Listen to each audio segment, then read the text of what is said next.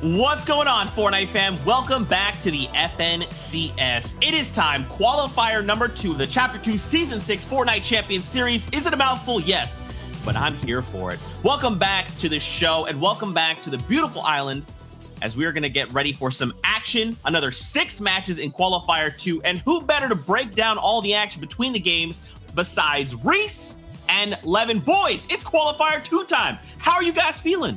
I am ecstatic. I'm ecstatic. Look, Qualifier 1, amazing. Super good. I love like the top 3 format. The hype was brought all the way through. First game all the way into the end. And it kind of just brought my excitement up so much for this week now, right? We know we have 6 awesome games ahead of us. Stakes mean everything for teams qualifying through to the finals. So love it. Can't wait.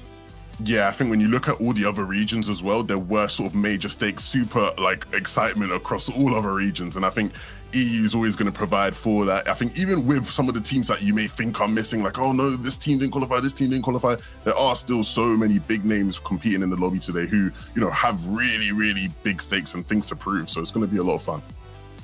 An interesting point here. We got 6 trios that qualified or played in Qualifier 1 last week, have made it here to Qualifier 2, and 4 of those 6 were in your top 10.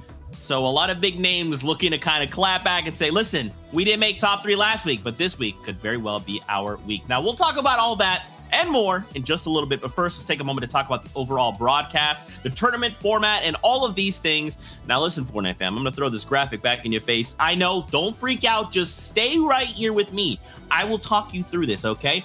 Whoa, that's a lot, Zeke. No. It's really not that complicated. We're here in qualifiers. Later on, a few weeks from now, we'll move over to semifinals. There'll be a reboot round, and then the last stop will be the finals. But for right now, we're focusing in on qualifier number 2, and Reese will break it all down for you. I think, you know, Zeke said it. It is a confusing format, but let's get it into the simplicities of what we need to pay attention to today. Today, we're in Qualifier 2. There's 4 rounds total. 3 of them are already done. It's gone from an open round from players just in the Champions League all the way now to top 33 teams. So what we're looking at in this lobby is top 33 teams. Now, what is very, very important here is the top 3 players from today will make it straight to the finals. So they skip the semi-finals stage. So when you're looking through the leaderboards, we're going to keep mentioning it. Top 3 is what's really, really important. Everyone else, so from that 4th down to 33rd place in today's leaderboards, will gain series points. And across all 3 of these qualifiers, they'll be added up. And then the top 99 teams from across that will go to the semifinals. So just remember, top 3 is super important. And everyone else under that, the higher they place, is gaining more and more series points to do better in the semifinals. Well, you may be asking yourself, how do we actually acquire points? How can we be one of those top 3 teams? Well, you will receive 2 points per every elimination. You receive, if you can see at the bottom of your screens, a victory will net you 30 points total for placement, right? Which is a large amount of points. You know, a lot of people obviously going to be playing for that victory. You will begin to receive placement points though once you are one of the 24 teams remaining, and at that point you will receive 5 points, as you can see there at the bottom right. So lots of points up for grabs, and obviously you add your placement points to your potential elimination points at the end of the game, and you know, lots of these teams are going to be looking to try have these sort of high elimination point games. We saw last week, right, the winning team, Blaster Alpha and Nikov, you know, they had a 42-point game, right? That, you know, that was a huge game for them that eventually helped them to secure first place and even qualify. So, you know, going to be a lot of fun to see how these players sort of accumulate points over the course of the day. And of course, your next question is probably like, Zeke, but what does this all lead up to? If these guys are playing points, placement, heading to finals, well, there is prize money on the line. 7 regions. That's right.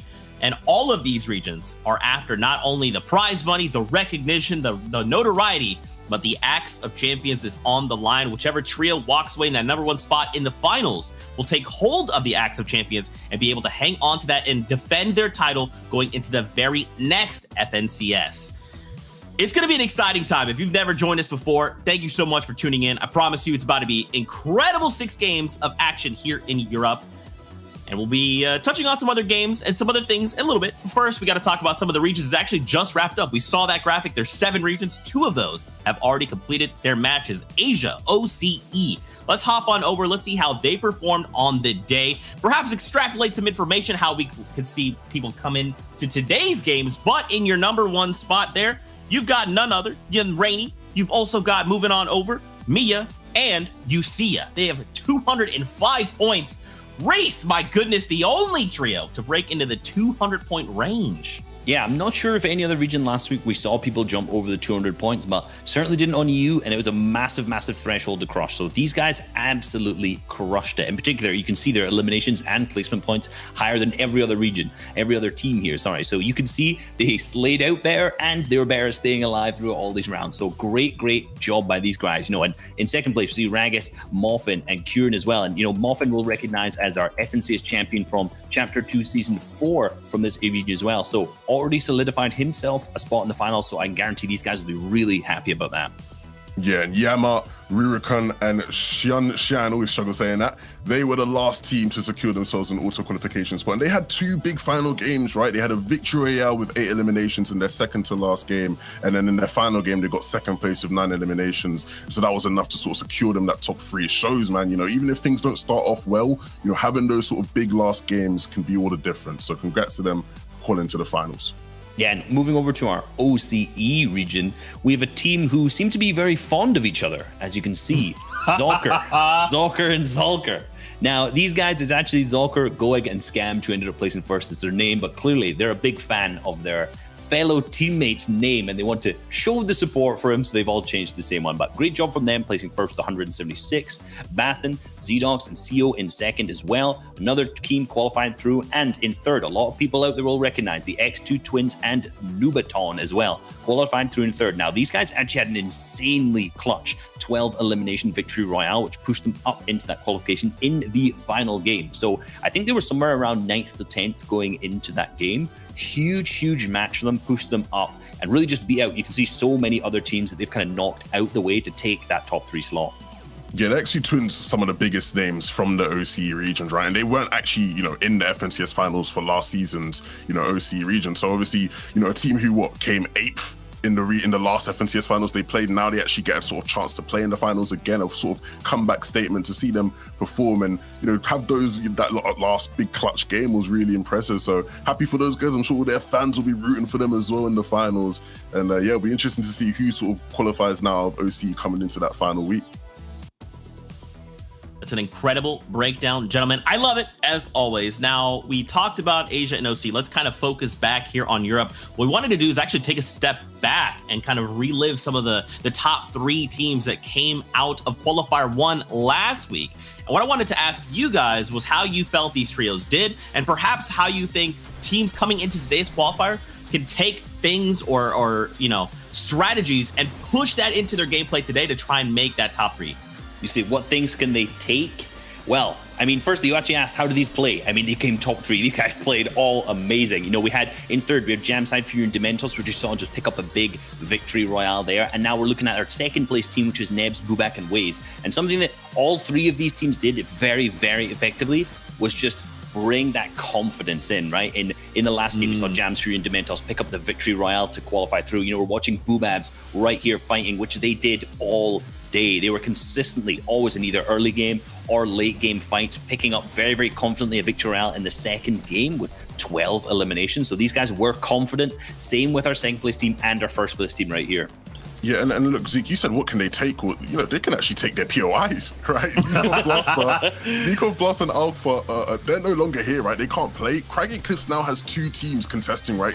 People are seeing, hey, look, these guys qualified out of Craggy. You know, let's take Craggy. You know, they're not going to be here this week. So going to be interesting to see what sort of plays out. You know, you're right in saying Zeke and Reese that, you know, you have to have that confidence. You have the ability to go into your last game and have a huge game that pulls you out of the mud and helps you to qualify.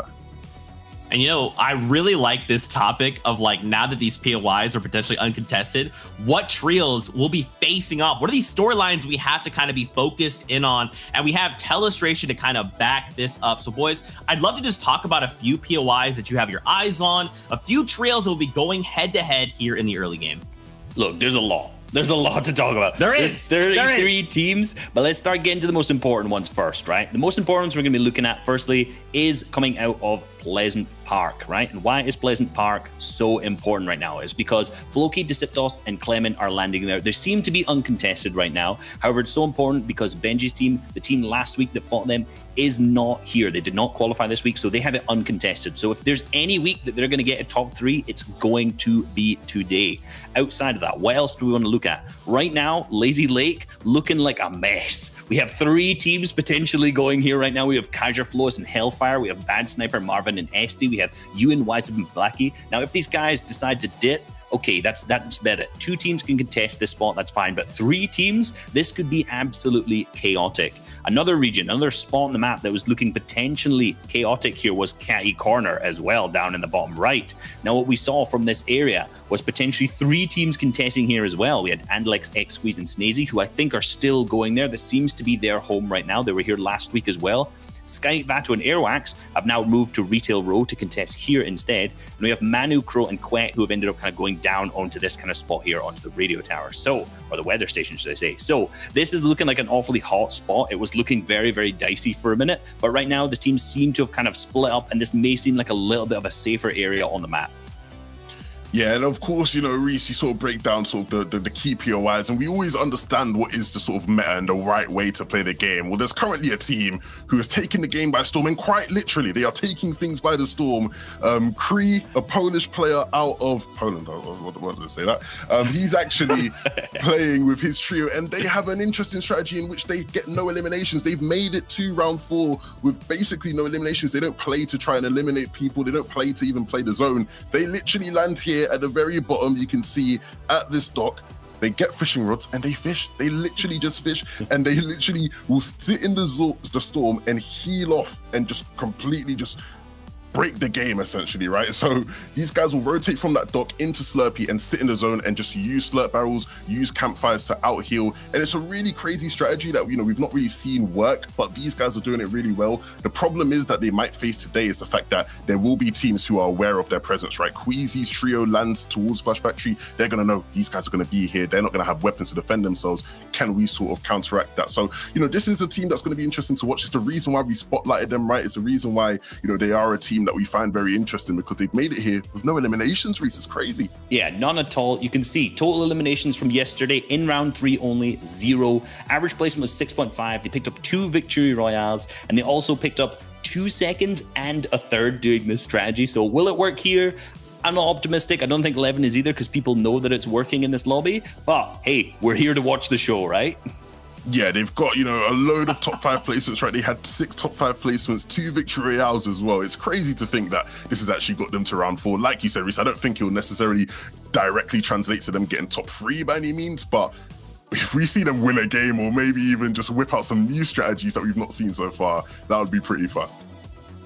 Hey, anything goes in Fortnite, right? I hope that this is the case. I think it'll be super fun if that happens. Now, really quick, we got to talk predictions, boys. We got to talk which trios you guys think will come out in those top 3 spots in qualifier number 2. Levin, you actually started things off with your prediction, and you and Shyowager have the same prediction. Or I'm sorry, Sancho West have the same prediction. Why is this?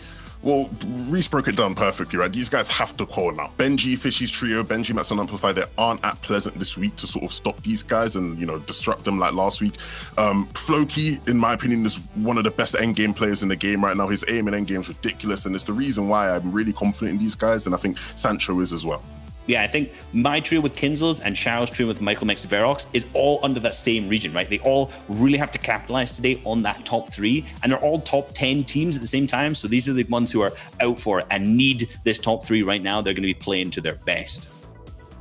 Oh man, boys, the stage is set and we are getting word the battle bus is ready to go. So for right now, we're going to step away, but we're going to leave you in the hands of Sancho West and Shyowager. There'll be our eyes in the sky. So gentlemen, over to you.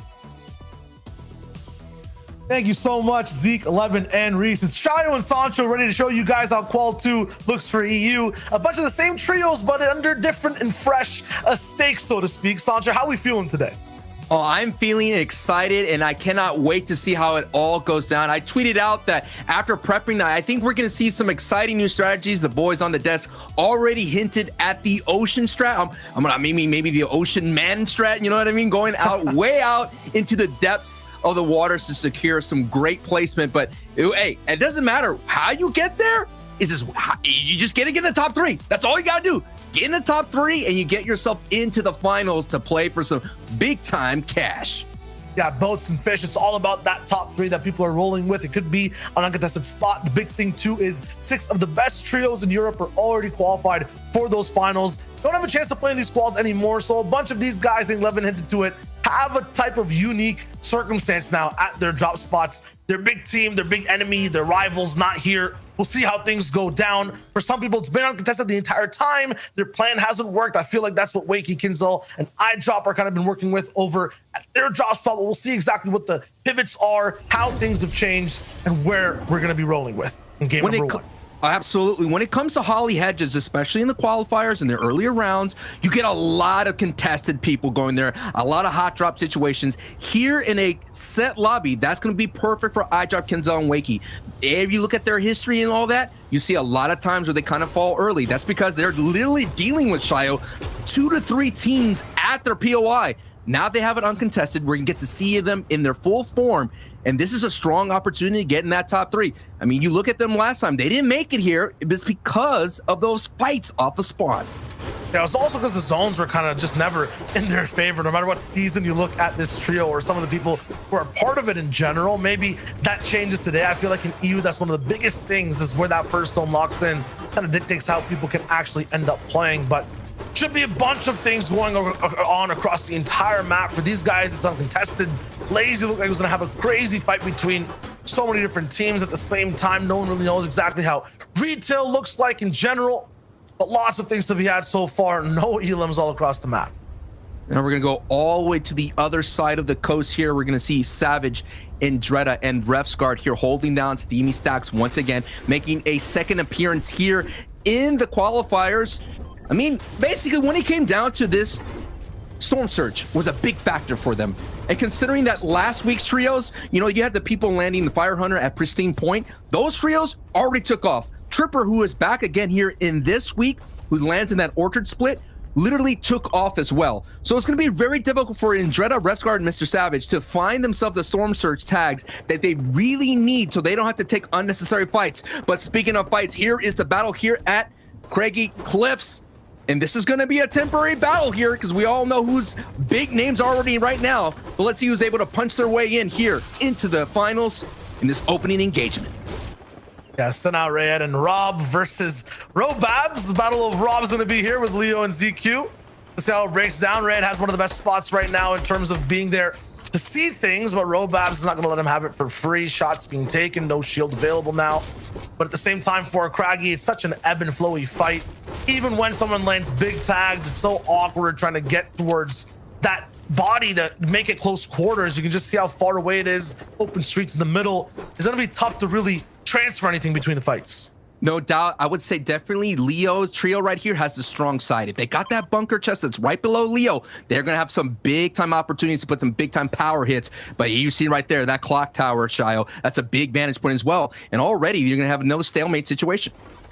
Astena's actually rolling around to find out if he can get a better spot to shoot from. Another big showdown going down is at Caddy Corner in general. You got Airwalk, Skite, and Vato rolling in. And at the same time, Analex, Squeeze, and Snazy. Round number 2 for them to see if they can get by in the quals. So close last time, but not close enough towards the top 3. And this time, this is a monstrous team to fight.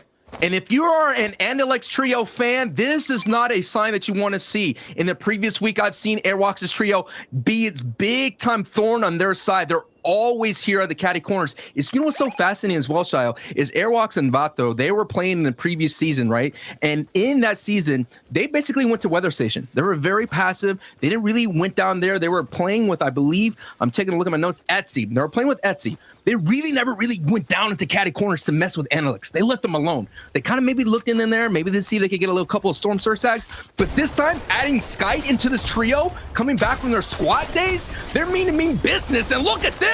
Some big time hits, 49 right now. And this is the pressure that they've been putting on Analytics throughout the entire season, Shio. Yeah, but Snazy's here to get a little bit of assistance down and make sure that Analyx's body doesn't get full finish. He doesn't get knocked down, though. Big shots back on an Airwalk. Skite, no shield available either. It's going to be a 2v1 box drop down, and straight up Snazy gets wiped. Skite barely lives by the skin of his teeth. He gets the siphon back up, and now it's a 3v1. Now you're seeing his Squeeze all alone here to defend here as Skite, Airwax, and Vato here are kind of swarming in. Always cracked right now. Squeeze is going down, and rare of moments is just too much pressure. I've been talking about it, man. I've been looking at it. I've been looking at all the VODs, and this is what I've been seeing. This kind of sense of confidence from this trio. And like I mentioned, they played together in the squad days. I mean, they came together really well, I think, and came in 6th place. And this trio right here is looking to join Nikov in the finals, their former squad mate. We'll get 6 of the big boys all the way up there, seeing if they can play it up in finals. But they still have to come top 3 today. There's still 5 more games of that fight to happen, because I know Endelex is not going to leave. I feel like it's going to be the same story over at Craggy as well. Everyone, if you've seen it in qual number 1, just does not want to leave their spots. I'm not sure why, because within these 3 games, you're not going to be able, if you're contested, to roll all the way through and get that top 3. And I just got to quickly say, you know, I was talking to Levin. Levin says Endelex's trio, they look beatable this season. Okay, all right. So a little bit of weakness rolling through compared to previous seasons. You can see the shakeups. That developments go down, but still for Craggy, with not having zones, extra added pressure for both these trios to actually make moves, either get some points on the board, have a quick fight, or be patient, and I guess get the third party of the storm coming in too.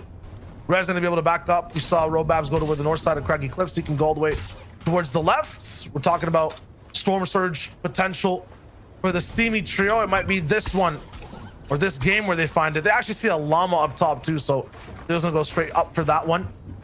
It's some free mats on the board. I'm surprised no one really spotted that. Nice from them. You know, at the end of the day, llamas are still very important. It takes me back to the days where literally you had people float in the air and spot them from a mile away. I didn't know how they did it. I mean, Tfue had something crazy, but this is what I want to get into here. Toos, Stormy, and Kiriachi. This is another dangerous trio here that could stop the ocean boys out there. You know, Kree really values those kind of slurp barrels and the slurp tanks and things of that sort. So the more these trios take those away, that's going to be a problem. But Kiriachi has an opportunity as well to join Jamside and Fury, who are now in the finals as well. Kiriachi is the former trio mate here, and Kiriachi knows this place very well alongside Stormy. They're all about this early engagement here, and this is going to be a big-time pickup, not only on the board, but to get some valuable storm tags, Shayo.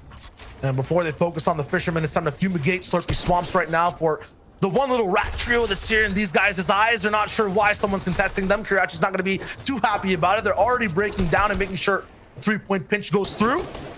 This entire trio now, who had an ownership of a bunker, is relegated to a 4-man box, or 4-square box, excuse me, with 3 inside. 2 though gets clapped while trying to peek in and assess the situation. Mega Tilted and Seb are going to be making sure that they don't make a bad peek or a miss at it, because you know, Sancho, as soon as 1 damage tag is there, that trio is going to be rolling in. Absolutely, and it all depends on where the storm is as well, on how fast they want to wrap up this engagement here. Try Harder's trio with Mega and Seb. Mega and Seb played last season together as a duo, picking up Try Harder. They're all going down into the hard mats, and now we get into a very strong defensive stats here. They're very invested here. As you can see, there's multiple people down below on the south side in the mini map. These are the kind of engagements that you have to wrap up quickly. Try Harder does have a lethal pump shotgun ready to go. It's not going to be a very welcoming neighbor, as you see Jerky out in the distance here. This is the #1 round 3 right there. Trulix and Queasy, that's what they like to do. They love to rotate into Shantytown after they went from Flush Factory. They love the third party as well, so we may see them make appearance in this engagement. Might possibly, but this one's so contained right now. Try Harder's entire box is under duress. This is going to be so difficult for him to find the right angles. 2 people on every single wall. Has to back all the way up, and now 4 boxes go back to 3. They build an extra one down towards the left side, but it's not going to be enough to kind of relieve the pressure.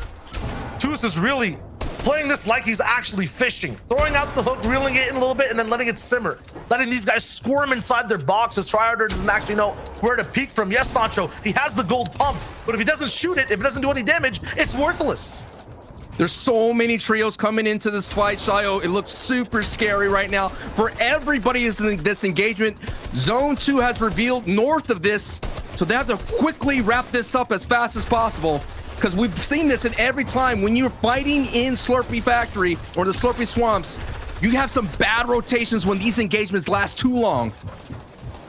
You're saying we've seen this before. I haven't actually seen this perspective for so long. The horror viewpoint of being inside a box and watching your team go down while we take a breath of fresh air looking at the sky. You're right, Sancho. There's like 5 more people here. It's looking like half in, half out. And like everyone is now on Tryharder's boxes. The OG trio of Kuriachi is backed up completely. They don't even care. I think they just set the trap up for a lot of people to come in, and now they'll watch as everyone fights each other. And Kylex's trio, that's from Weeping Woods. They're seeing so much engagement here, and they're trying to get down into this fight, maybe get some elims or storm surge tags. I could tell you this as well. Krieg's trio is chilling out in the distance, just off, hoping that this engagement just moves on. But we're still in this muck. We're still in this fight. So many trios are here, working their way in as much as possible. There's Caden there, already in the retreat, satisfied with the action that they got. And they're attacking from all ranges. We just saw Atlantic Plains get a big bow snipe to the back as he was moving down. Now has to recuperate, reheal, and move. Look at all the value got out of this one as well. All they did is just fight for about 15 seconds, based up, and now they have an entire base to go all the way on the top of, and maybe even work for tags. And I remember though, for position, zone is not in Slurpee anymore. Everyone has to move all the way up. Look right there. They're right there. Right there. The team's right there in that bush. This is going to be a scary fight. Kirachi is the most dangerous thing for the trio. Tusa's right there. Not even moving. Not even an inch. Not even engaging. How many people out there in the Fortnite world would have taken a shot right then and there in this trio? No elims, 1 elim, not even engaging, Shio. Do they even have guns? Once again, that's Kree's trio, so they might just have a whole inventory of heals. I don't think they have the potential to be able to shoot back at Tus, and they barely get to survive with this heal strat. One of the Apex Predators on the map searching for his next elimination. Now we get a look at the zone 2. It's going to be between Holly Hedges and Sweaty Sands. He's all small fries in his inventory.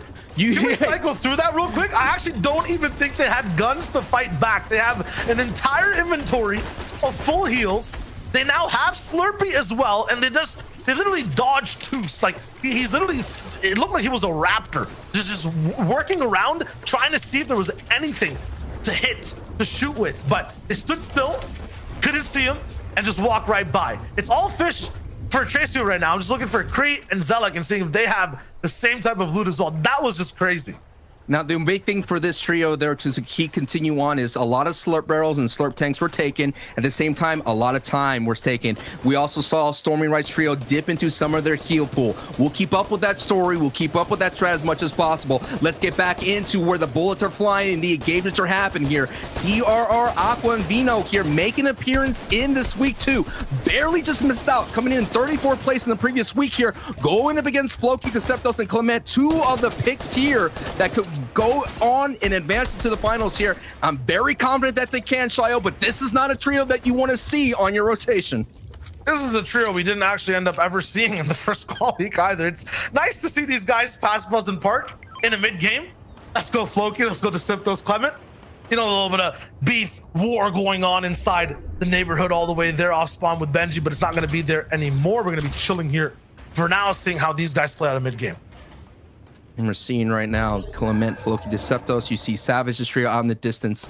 This is going to be their rotational partners every time Zone visits Holly Hedges, as Dietrich picks up a knock in Jenga. So a little bit calm of the action here. Clement, Floki, Deceptos doing very well with Storm Surge, about 450 here, but that's not the save for Vino, Aqua, and CRR, and that's why they're being so aggressive here in this stance, but they're going to have to get in. They're going to have to push in a little bit further because Storm Surge is ticking again.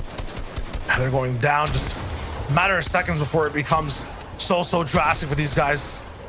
Already no shield on Phrase Dog. Aqua's gonna jump all the way in, almost there, but doesn't actually land the shots. Now already we're seeing some more knocks are happening in the feed. Storm Surge will be a factor for a lot of people out there, especially the Ocean Boys down them south here. I did see a knock on that feed here, but look at how much action the feed is lighting up, Shio. Nothing up hard, unfortunately, though. Or I guess fortunately for these guys, they end up surviving with at least 2 people having shield up for an R. That's CRR and Aqua. Still, Aqua goes straight down, just 1/2 second of being exposed on the peak. The Deceptos' aim is insane. They get the pinch down as well. CRR doesn't matter. What input you're on doesn't matter what weapons you have. Right there, you're not winning that trade. it's just when you see a team on the ropes getting tagged by that big storm, you know that you have all the confidence in the world to W key right in. Floki, Deceptos, Clement doing really well, knowing that the specter of Benji, Amplify, and Matzo are not here in this week's fights. And like I said, and I think it was Levin as well, it's now. I feel like now is the perfect opportunity to get in that top 3. Big potential, big potential.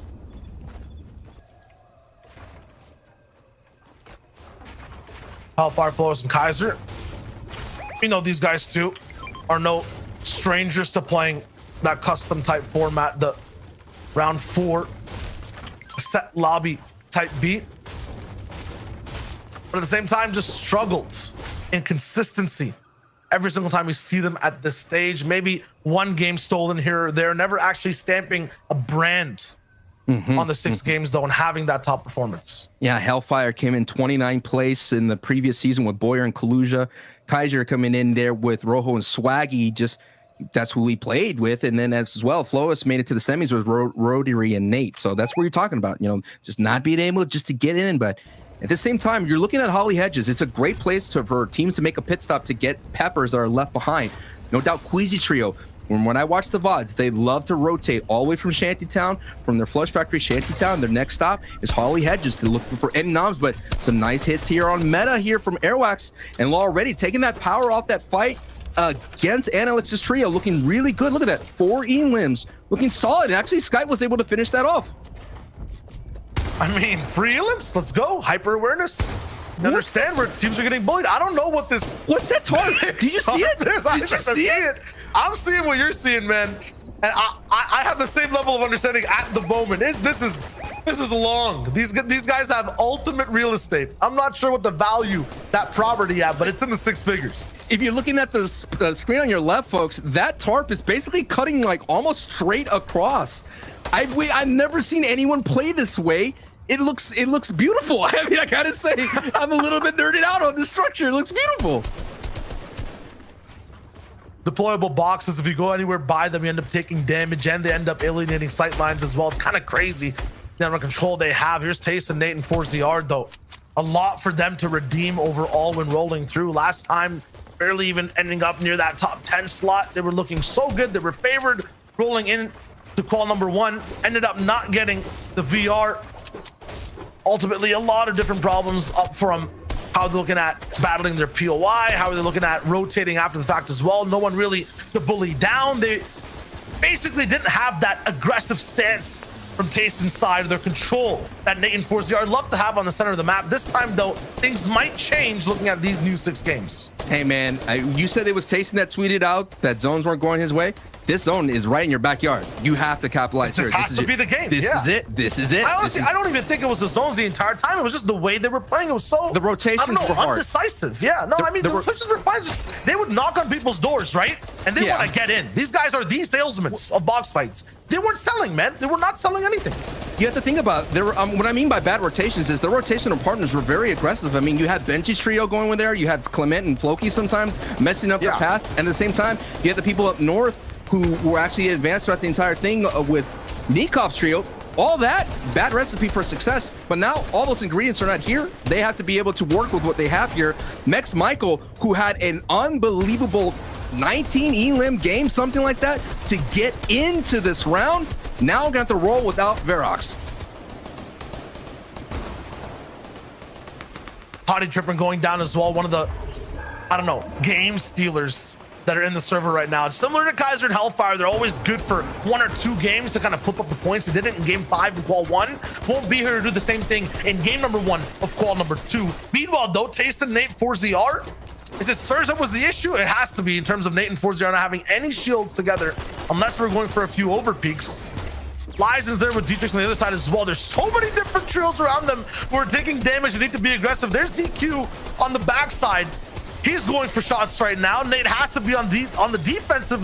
They're not even stuck in a sandwich right now. This is a triple stacker on all sides. Even vertically, this is just trouble. Look at what's on the line as well. They haven't even really dove it into the placement. 30 total points for that VR. It's just the top 19 right now. This is struggles, but they get a little bit of relaxation as zone comes their way. And let's see what they do here with that fifth zone, which is half in and half out. You're seeing Lizen's trio making their way here. The front side is Mr. Savage's trio looking really good. Now you're seeing Kylex's trio with Caden, the creative warrior, and Airwalks gets tagged in the back here. That's gonna slow them down, and I don't think they have any peppers. Peppers are a big part of their rotations, and a pepper play right here, right now would be huge, but look at how so many trios are ahead of them with no peppers in the inventory because Analytics went nom, nom, nom, gobbled them up in that engagement. This is gonna be bad news for Sky Battle and Airwalks. Yeah, it's gonna be a plain, bland rotation right now from these guys. They're gonna be able to get inside the zone. Probably not the best spot they want to be in. You're right, with peppers, not only do you get the speed, you get to move fast on elevation as well. Those layer changes, the risks of exposing yourself aren't there because of how fast you are. They're going to be forced to stay on the ground and look at the floor right now, Sancho. Deceptos, I see Tayson, Kuriachi, Shaykos fighting Skype inside the build. Seti's right there too. I think Skype just ended up going down at the same time. Yes, he goes down to Gray. Kami picks up Vato. You do not want to be on the floor right now. It's too much. There's way too many people down here. Taking a look at Michael's position right now, front side, but as a solo, and you're seeing right there, Cree is out. The boys out there in the ocean are out, and so that's going to be eliminated right then and there. Again, the delay in that strategy, but let's focus here on Michael here, all by himself on the solo. Taking a look, I've been noticing throughout this entire time, Shayo, is that it is the hard mats are going to be the hardest thing to come by. So Michael's going to definitely need an impact frag to refresh his hard mats, because once he gets down to soft mats, high ground, which is Queasy's trio, who's been on fire, been very consistent in the previous round, going to have the opportunity to beam down below. See them rolling in a bit as a solo right now. I don't think there's much merit for you to survive. Gonna have to not even get a refresh, but like multiple miracles back to back to be able to stay in the game. Time it right above 4ZR, Tayson and Nate as they move through, jumping up towards the left side and elevating. Very smart decision once you're at the very front point of the zone. You want to make sure you're controlling everything around you, slightly overbuilding, but at the same time looking in all directions as well. It requires 6 eyes on the prize. Big shots as well towards the backside. Tayson alleviating a lot of pressure. You need to right now because on height, you mentioned it, Queasy, Jerky, and Trulex continuing their domination from round 3, looking like the stars right now in the sky in round 4. This is what they exactly did in the previous rounds. No doubt using a mace, likely a pepper plate to get up there. They're looking good. They're sitting comfortably. Now Tayson and 4ZR are without Nate, so they're going to have to do this as a duo now. But look, they're trying to do their strategy, which is harpooning people down. They love looking up. They don't necessarily get a lot of their elims from looking side to side. They look up to pull someone down. And we all know, we've all played Fortnite. Any kind of chains of verticality, you feel a little bit queasy, no pun intended, and you get knocked really easy.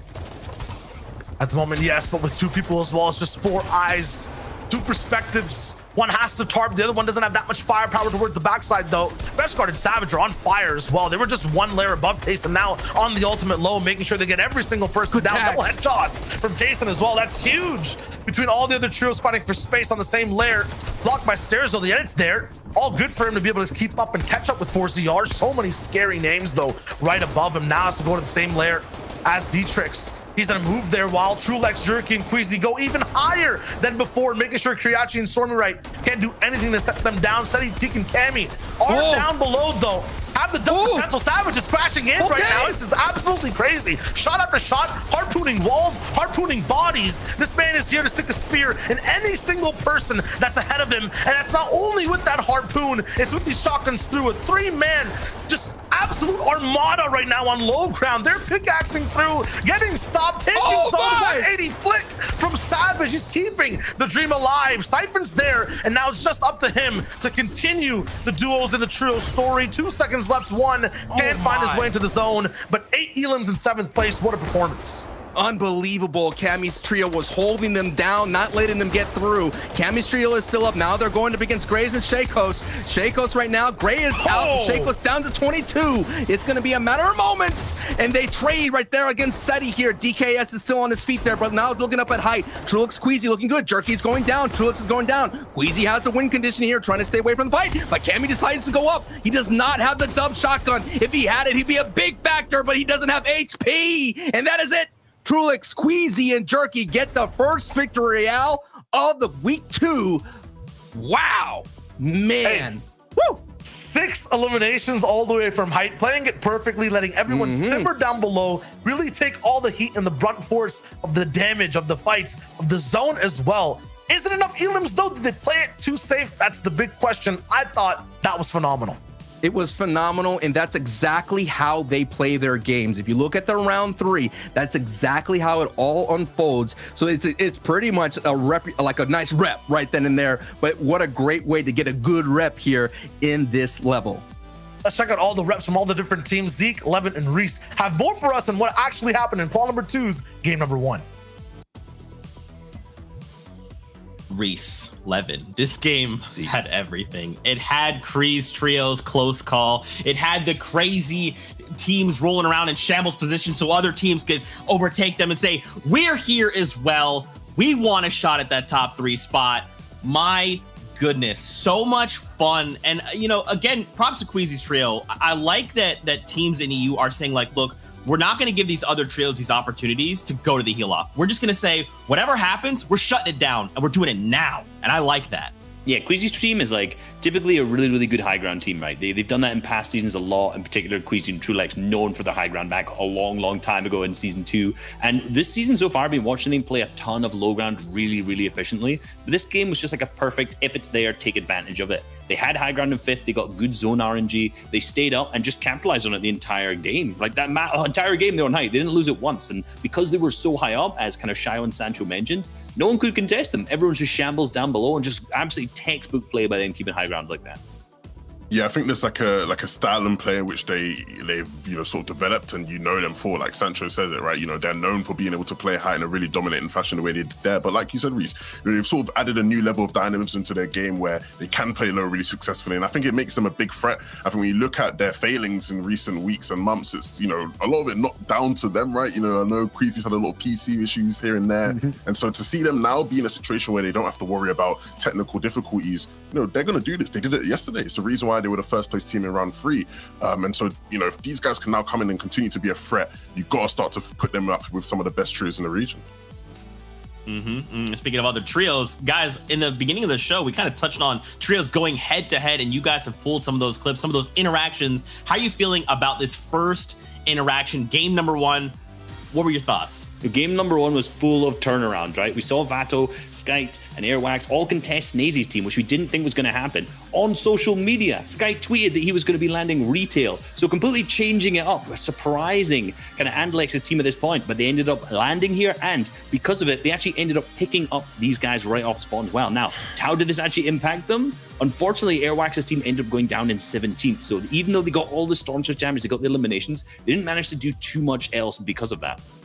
Yeah, that was really cheeky from them. Really cheeky from them to sort of fake out Andalex's trio and be like, hey, look, we're not landing Kai, you ain't got worried, and do it on the day is really genius. But taking a look here at the standings, you can see here Shaykos, DKS, and Gray sitting in first place, and it's nice to see them here. Last time we saw them in FNCS finals, it was, over at Stealthy Stronghold, things weren't going too well. And to see these guys sort of bounce back now, have a good first game. You can see your winners of the first game, Queasy, Trulex, and Juriki sitting there in second. Even with the Victory Royale, they weren't able to beat out Shaykos' trio, who did so well on their limbs. 9 limbs there is pretty impressive, so good stuff to them. Yeah, one of the things about Shaykos' trio is that we're consistently seeing them in the round 4s, but not really perform. Last season, they were constantly here, but not really able to kind of live up to that. Right now, even coming second with 9 eliminations, we can see them top of the leaderboard. Huge performance. So maybe this is a good turning point for these guys, changing their drop spot up now to the Spire, which is definitely a big change up. Some of the other teams, we've had some big performances. Floki, Clement, Deciptos. We saw Deciptos with an incredible pickup on Aqua's trio as well. Seti, Kami, Teak. We saw holding Refscart and Dreyan Savage's whole trio in zone, that last moving zone as well. Some huge performances from a lot of these trios, and game 1, the leaderboard's just starting to shape up right now. I'm absolutely loving it here. We're getting a little quick glimpse in your 11th through 20th, but don't forget, Fortnite fam, we have another 5 matches out ahead of us. Anything can still happen. And guess what? I'm getting word it is time to jump on back aboard the battle bus. We hope you're enjoying all the action. I can't wait to see if Kree's trio gets away scot-free once again. What happens in this? But it's time, so we're kicking it back over to the casters to take us into the next game. Hey, Kree keeps fishing. We'll keep Cass and Shayo and Sancho here to show you guys exactly how game 1 will look going into game number 2. 2. I feel like Sancho, after that first game, height always dominates all. You might start challenging it, but the way Queasy played it all the way so high, it's impossible, man. When you called out that they went a little bit higher just to get away from the Stormy duo right then and there, I thought that was a key factor. Height's not easy to hold. You know, there's not a lot of teams that are going to go up to challenge you. So if you kind of win that overtake, you could take their mats, or at the same time, I've been seeing a lot of trios not kind of dipping down too far earlier. We've seen in the previous seasons, you know, you have shockwaves, you have impulses, you have bouncers. You could get back up quickly if things get too chaotic, but you have to be careful kind of dipping down in there, trying to find a map for you to refresh. Yeah, and down in there, right, you got trios like Shaykaz, you have Floki as well, is kind of free now to end up playing these 6 games, looking at 3rd place, rolling into game number 2. Upkeeping this completely, that will be the challenge. It's not about just having that one pop-off game to start off the day. It's about containing and making sure you're consistent with that energy the entire 6 games. Let's see exactly how it looks for Trulex, Jerky, and Queasy. We called out the elims might not be enough to have a 1st place slot, but having that type of control on height, having expertise and looking that good, that is very hard to come by. Now we're seeing Trulex, as Reese pointed out, you know, last season was aggressively going for height, being one part of that Hydro 16 team alongside with Stompy and Pink. Essentially, Trulex was the RPG trigger man. He would tarp with an RPG, and he would always be looking for height as much as possible. So now that the RPG is not in play here, Trulex has just gone the old school way, and I've seen this happen, man. They like what they do here is they land here, they have this great split, and like I mentioned, they kind of any kind of thing they kind of lose in these engagements, or if they get hit or tagged, they replenish everything in Shantytown. Considering that, you know, a trio or essentially one person, because sometimes they have that split down in Shantytown, it's not going to be able to walk away with everything, Shayo. Yeah, it's very hard to be able to efficiently loot all of it. Sometimes people end up, you know, splitting those smaller spots and then expanding as solos all the way around. You definitely have to be very picky, very fast, and then move on after the fact as well. I believe up there in the feed, looks like Rob's trio was able to take out Robaz's trio. So last time it was a stalemate, it was a quick wrap up here this time around in game 2. Now people already making adjustments. Feels like both those teams were shambles in game number 1 up at Craggy. Feels like every team that actually got out of their spot, whether contested or not, fast, ended up playing pretty well. Right now, it'll be not a complete reversal all the way at Caddy. Analyx will take out opponent number 1, the first boss on the ladder, but the Ultimate Kings who sit up top, who are kind of in their corner right now, aren't going to be taken out easily. I'm just surprised Analyx gave up Caddy corner. They went down to the mountains here in Weather Station. That skirmish and scrum with Vato, this decided to is not worth it. So essentially the roles have been reversed from the last season. And Alexis trio taking the back seat to Airwalk's trio taking the front seat here in the Caddy corner. I mean, when you end up owning that entire side with the factory and the old vault, it's very hard for anyone that lands near gas station to be able to have the same amount of firepower. So it's nice that they backed up, didn't get to tune in with their complete early game as well. Maybe they ended up doing the exact same thing last game too.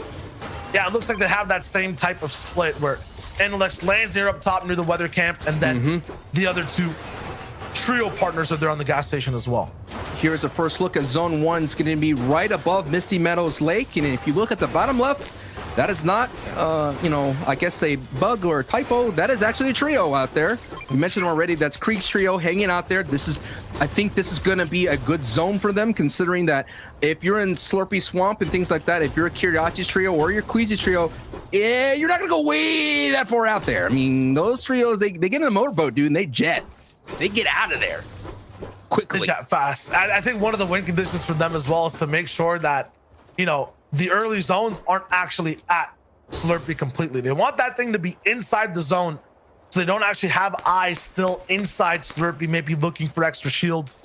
Might not be the best zone for them if it keeps pulling south. And yeah, Vato Airwalks, they're moving towards Analyx. They understand how this split is going to work. They single him out again this time. It's not going to be Stacey coming in fast to try to defend. One miss edit, and already Vato's in the box. Makeshift shotgun, not going to do that much to be able to relieve any pressure. Analyx is just blended completely in a third party from the weather station. One of the teammates that Analyx took out earlier is there too. They understand what's going down. This very delicate 3-way trio battle that's going on towards the south side is starting with a big bang as Snazy rolls in a gas canister. Doesn't hit. He has to make sure he's not getting beamed either. This is crazy. Wow, and there is Manu's trio coming in from the backside here. And Manu's trio is coming into this as well. That's a scavenger route trio. And just taking a look at some of the performances that happen here. Kaiser trio placed 12th with 10 elims in game 1. If you get a little bit more placement here, no doubt Kaiser trio will be moving up here, but this engagement here is all right now. I mean, this is huge. Like Analex is like one of the most historic trio or like players in the region, and Xweez, they go all the way back. And Snazy, you know, they had a 4th place finish in the previous season here. This is huge to be kind of. I mean, I'm trying to find a good word to be like being shoved right now. I'm being shoved around easy. Like, look, this is. I'm just shocked. I'm speechless. I'm speechless. Manhandle kind of, no? Basically just puppeteered. Oh, man. Yeah, Something puppeteered, right. marinated. I mean, I don't know what you want to say, man. It's not looking good. It's not at all. Clapbacks here, though. This was a very early investment from Skype, Vato, and Airwalks, though. Their loot's not, you know, completely upgraded. It's not like they have an entire POI and mid-game rotations worth the firepower to take a prolonged fight. Even look at their mats. It's 29 for now. Lazy and Xweez definitely have the positional advantage for the moment, but they lack numbers. Sky Vato and Airbox can move away at any moment as well. Make this free. Yeah, there they go. Meanwhile, close by, Retail Row, Jams Hood up against Wiseup and company. This is also looking like a messy fight. Yeah, no doubt. And Blackie has a lot of experience here with Erica, and they have a lot of experience here fighting in Lazy Lake. So this is their backyard right now. They're being contested right now. They got some good angles here to kind of have a front here, and Blackie takes a big hit here. Force and Jamshood, they're kind of holding in tight together. What I noticed in that previous fight that we saw with Kiriachi down in Slurpee, they were kind of pushing from one kind of angle, so it's easy to defend. So Wisup's hero here doing the same thing, getting some valuable tags here, but that green primal is not going to be enough to be convincing for Wiseup. Wow, he comes in from the other side here with a cheeky edit here. Not enough damage with the primal shotgun. A lot of trades are happening. And down goes Erican. Blackie. Dude, that was kind of like, if the firepower was there, maybe that would have been a different type of story, but it's just showing you, if you kind of stick together, that's kind of a basic defensive strat, right, Shio? It's like, if you're in a kind of like a set structure, you could kind of survive some crazy pressure like that. And we saw this, and wow, Skype is putting on the brakes right now. What a huge message, You cannot get away. Dude, like, you have to think about it. Like, last week, you had Andalex's trio that were basically in the top 3 throughout the entire day. Going into the back half of the games, the last 2 games, Snazy gets picked off twice because they had that crazy split going down into that bunker. And they had to go as a trio with Andalex and Sweez, and they were unable to get in the top 3 because guess what? Jam side, coming all the way from 7th place, got at least 30 plus points in their last game. That's what we're talking about here when we were talking about F and CS. Everything matters, every engagement matters, and that right there was huge. I like the fire I'm seeing from EU this week.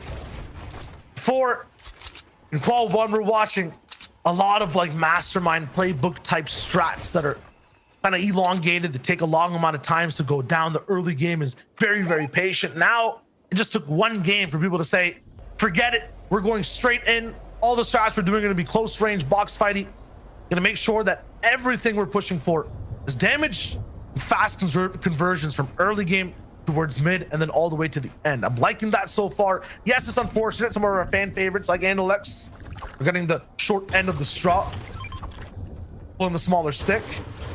It's unfortunate for them overall, but at the same time, it lets us watch some fiery duels go down on all sides of the map, from Craggy all the way to Caddy. And now we're looking at the bottom here.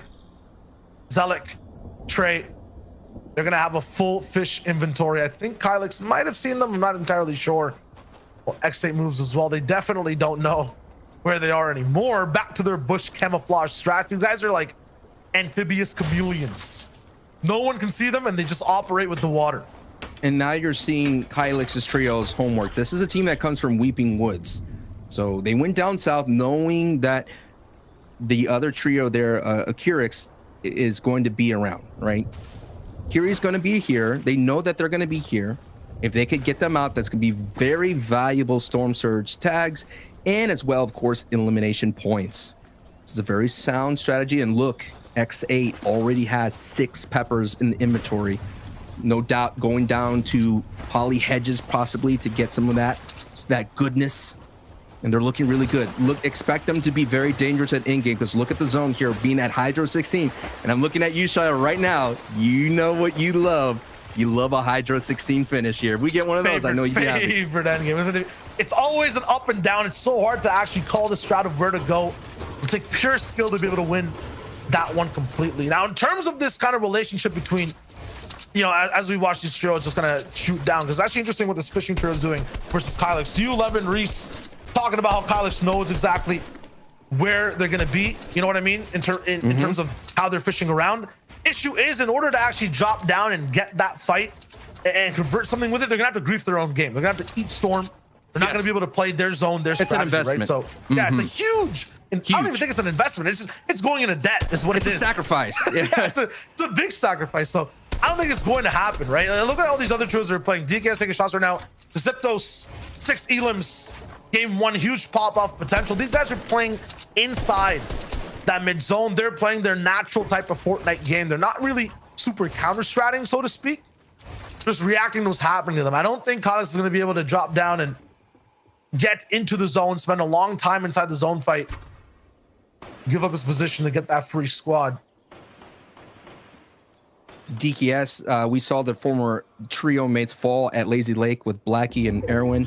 Now forming a new trio here with Shakos and Gray. Shakos and Gray were at MXR last season. Last time we saw them, remember, Shio, they were holding down another trio in the basement down in Stealthy Stronghold.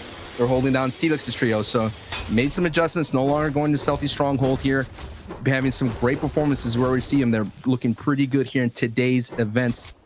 Again, if you're just tuning in, this is week 2 of the qualifiers. Top 3 advance to the finals and skip the semifinals. And the reason why that's huge, because of a lot of our competitors here today, they tend to get tripped up in the semifinals. They tend to not be able to get into the top 8s or top 6 wherever we have the rules.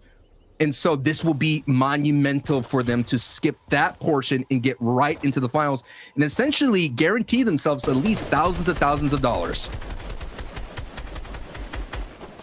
Sometimes you got to play that aggressive spot towards that, to get towards that top 3. It's exactly what Floki, Clement, and Disciples are going to do. This is where the 6 Elims for Disciples starts. Already has 1. Looking for 2, 3, and 4 right now. Floki, Clement going to be on the same side. Everyone just trying to put pressure on the same walls and test exactly how many people are here. What is their defense looking like? And obviously, if you split up too much right now on attack at third party up top, Refsguard and Andretta might beam you down. Shakos, Gray, and DKS are all the way up there as well. They might peek over for big shots too. Kaizen, although, is already going down. Sliver of HP left as he tries to back up. No shield whatsoever. Slove somehow is surviving too. They haven't really taken shots back, and as Slove tries to, I was about to say why, he gets absolutely grinded down to nothing, sent back to the lobby. It'll cost them Clement's body, but these guys will pick up the 2 eliminations. And yeah, I mean, we're just seeing, you nailed it right on the head.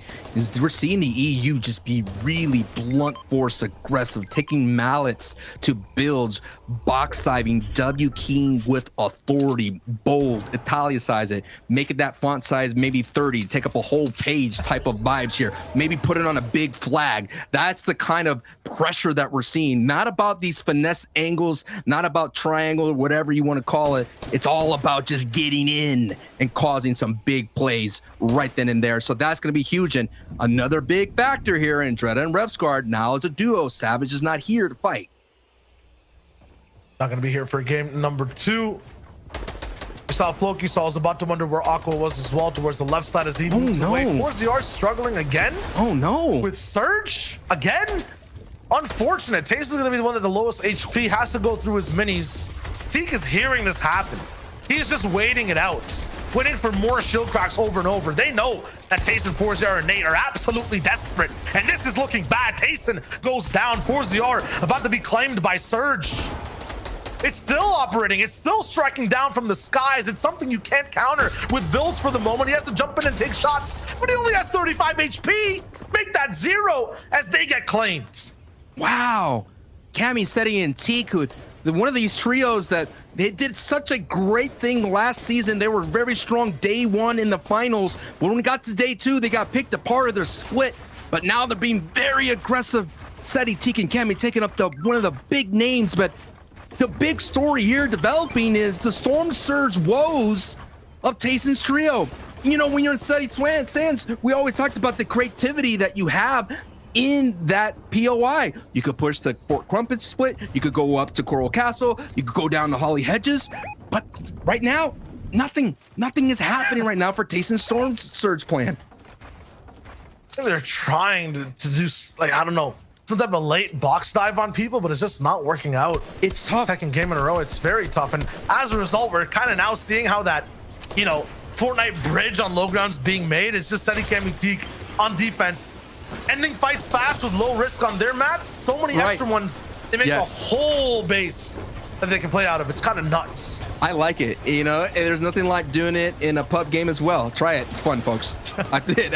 It's fun. People are so confused. They're so confused to see a big tunnel tarp. Look at it. I mean, again, they're not expending their mats. If you were thinking about, wait a minute, they're using all the extra resources, what Shayo said.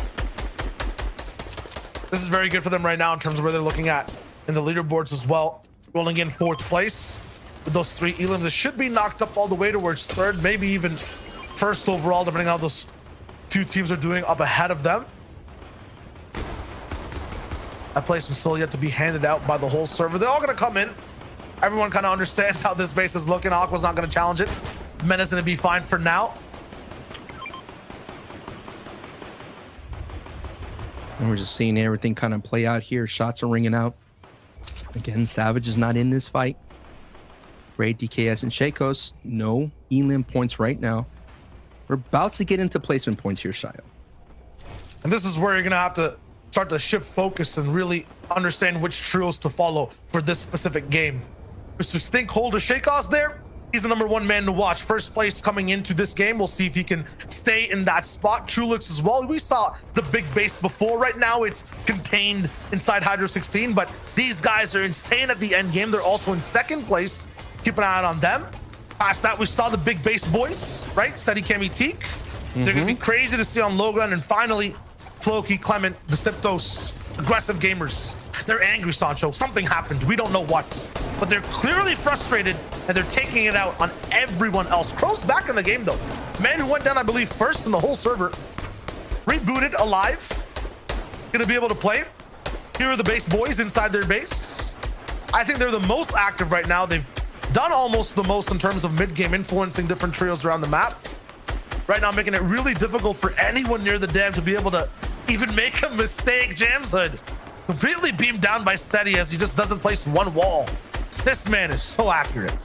Now we're seeing as well, if you're looking at the mini map, there's a big line set here on the east side of the zone. Not a lot of people on the west side, so that'd be the dead side rotate. You see Mono's trio trying to get there. Caden's already been down there. You see Airwalk, so a lot of people stuck on this front line on the east side of the safe zone, no one on the west side. So if someone could make that, figure it out, in-game leader could figure it out, you're expecting it. But we've been seeing this. What's been happening is a lot of people take the same kind of routes in mid-game, and that ends up being, you know, not normally congested zones, end up being so much traffic jam right there. There's Trizox picks up a knock against Vino. So he just claim a wall on one of the trios who's trying to base up near him. Tuke struggling to place that ramp, falls all the way down. Lucky for him, though. Just dodges 2 shots from Seti's AR. Plains goes down again.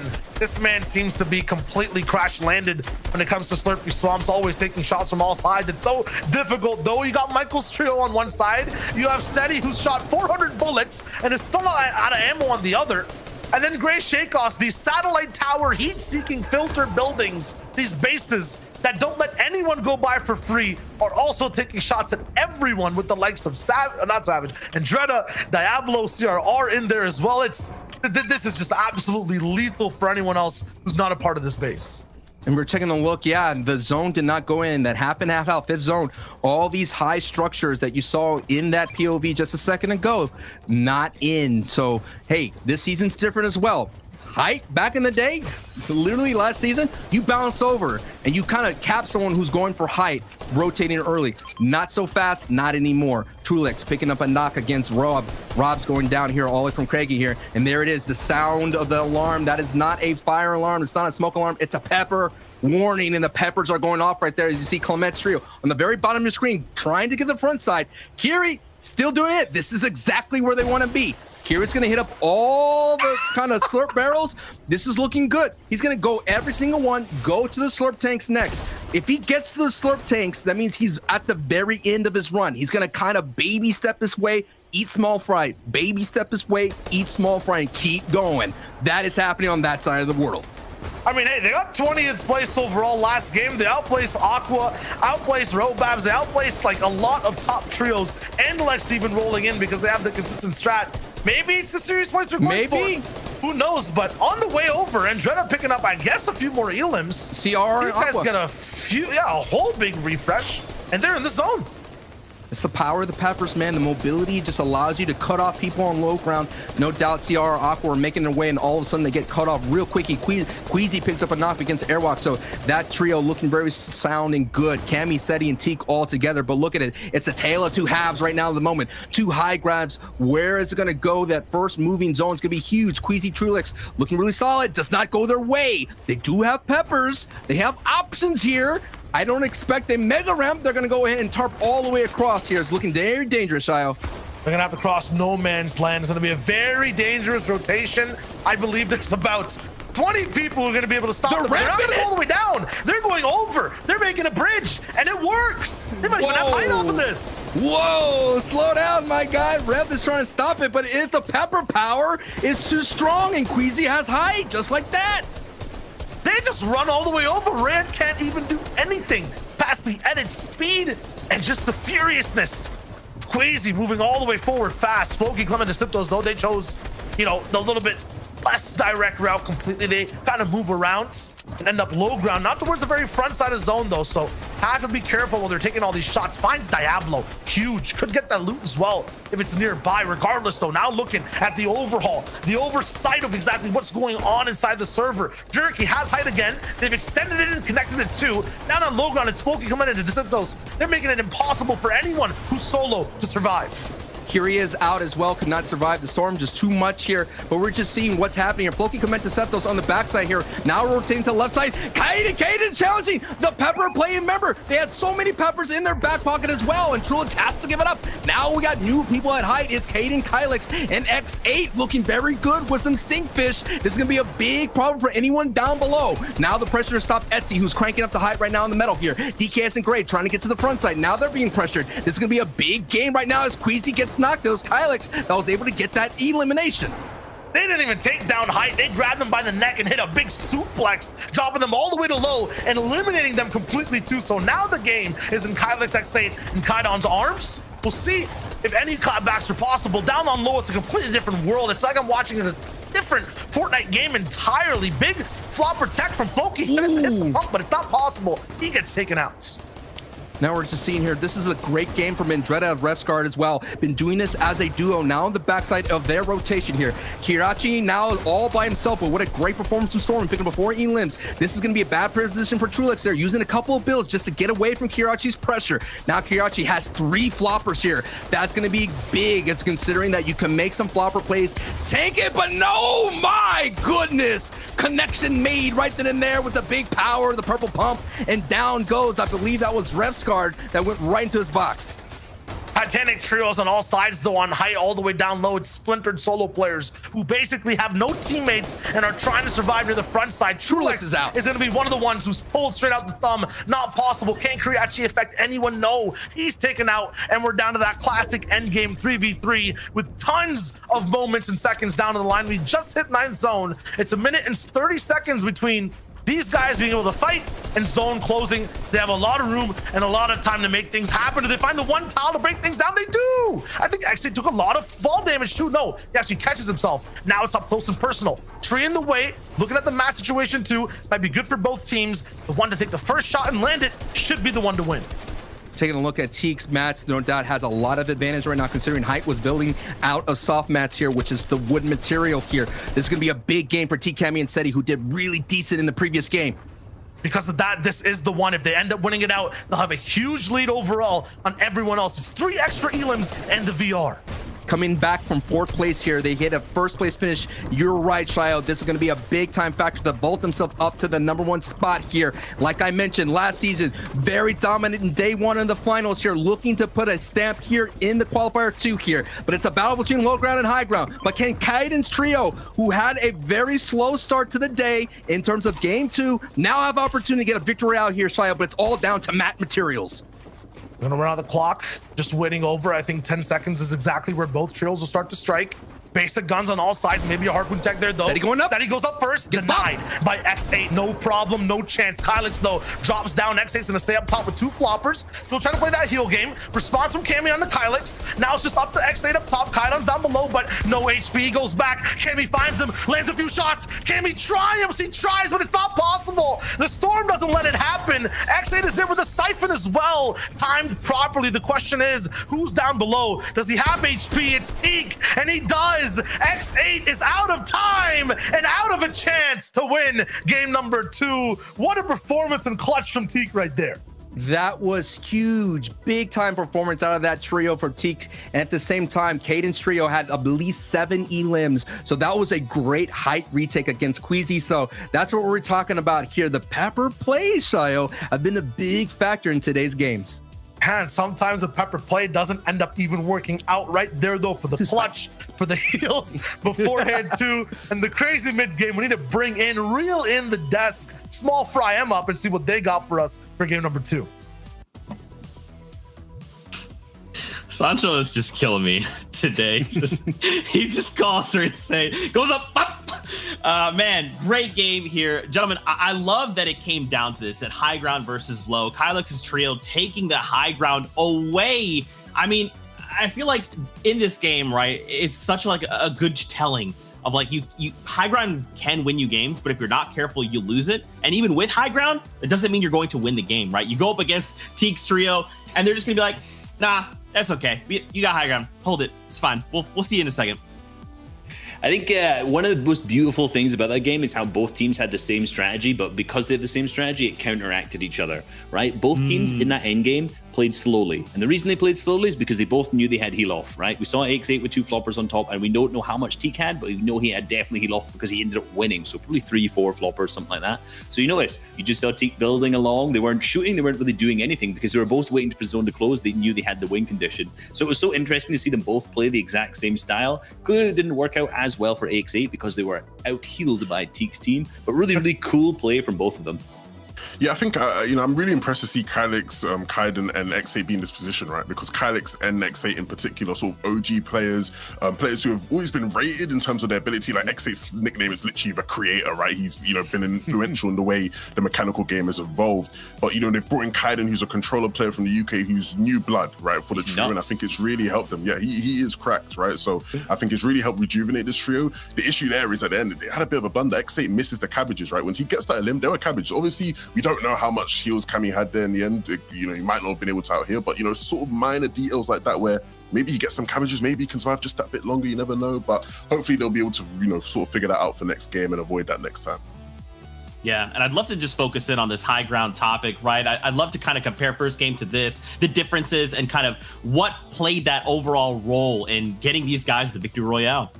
Yeah, so let's take a look at game 1, right? We just watched game 2, game 1. That was won by Trulex, Queasy, and Juriki. They're hard names to say when you combine them all together. And notice the high ground retake is that they took it very early on here, right? They took it up in the 5th zone as it was closing. There was an opportunity for them to do this here. But as you saw a little bit of a sneak peek there, Kylix also tried to take height this game too. So we have 2 teams in the lobby who are super hyper aggressively focused on taking high ground. You can see Caden's name pop a little bit up in the left here. Here goes Kylix with the high ground retake with the peppers here. But at this point, Queasy actually manages to keep it from them, right? He's managed to maintain the high ground throughout this entire game from here on out, right? But we've got to think at this point, right?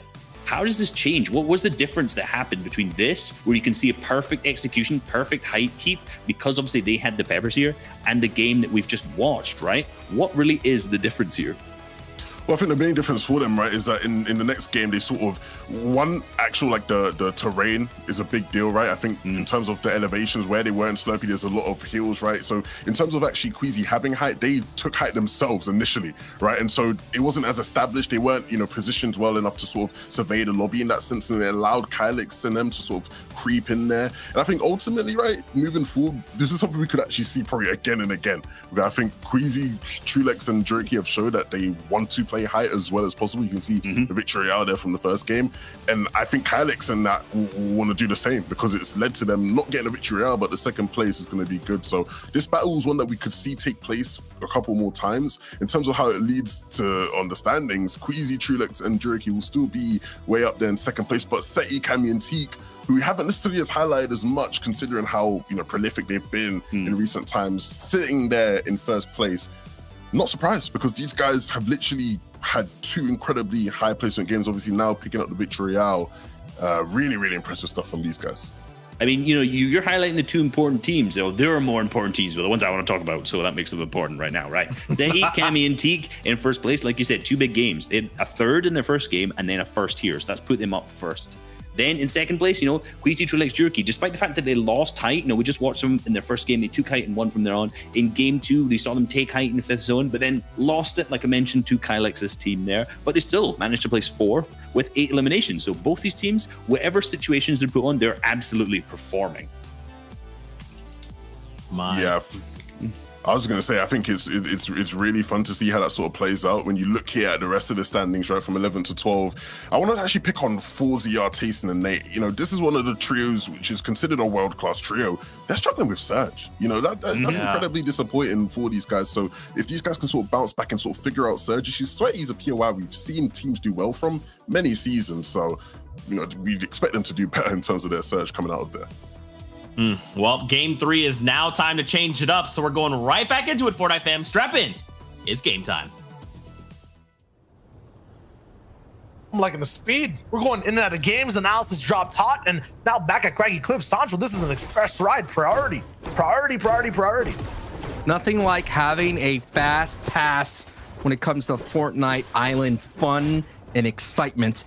Now we're going to look at it, but, you know, the opposite side here for ZQ's trio and Leo and Robabs, they slipped down 11th placement on the leaderboard, considering that they had that bad drop, you know? Speaking of bad drops and different drops all the way around, check out what's going on all the way towards the south side of Misty. The Atlantic boys understand. They've been looking at the replays maybe, or checking out the strats going down for these guys accruing placement game after game.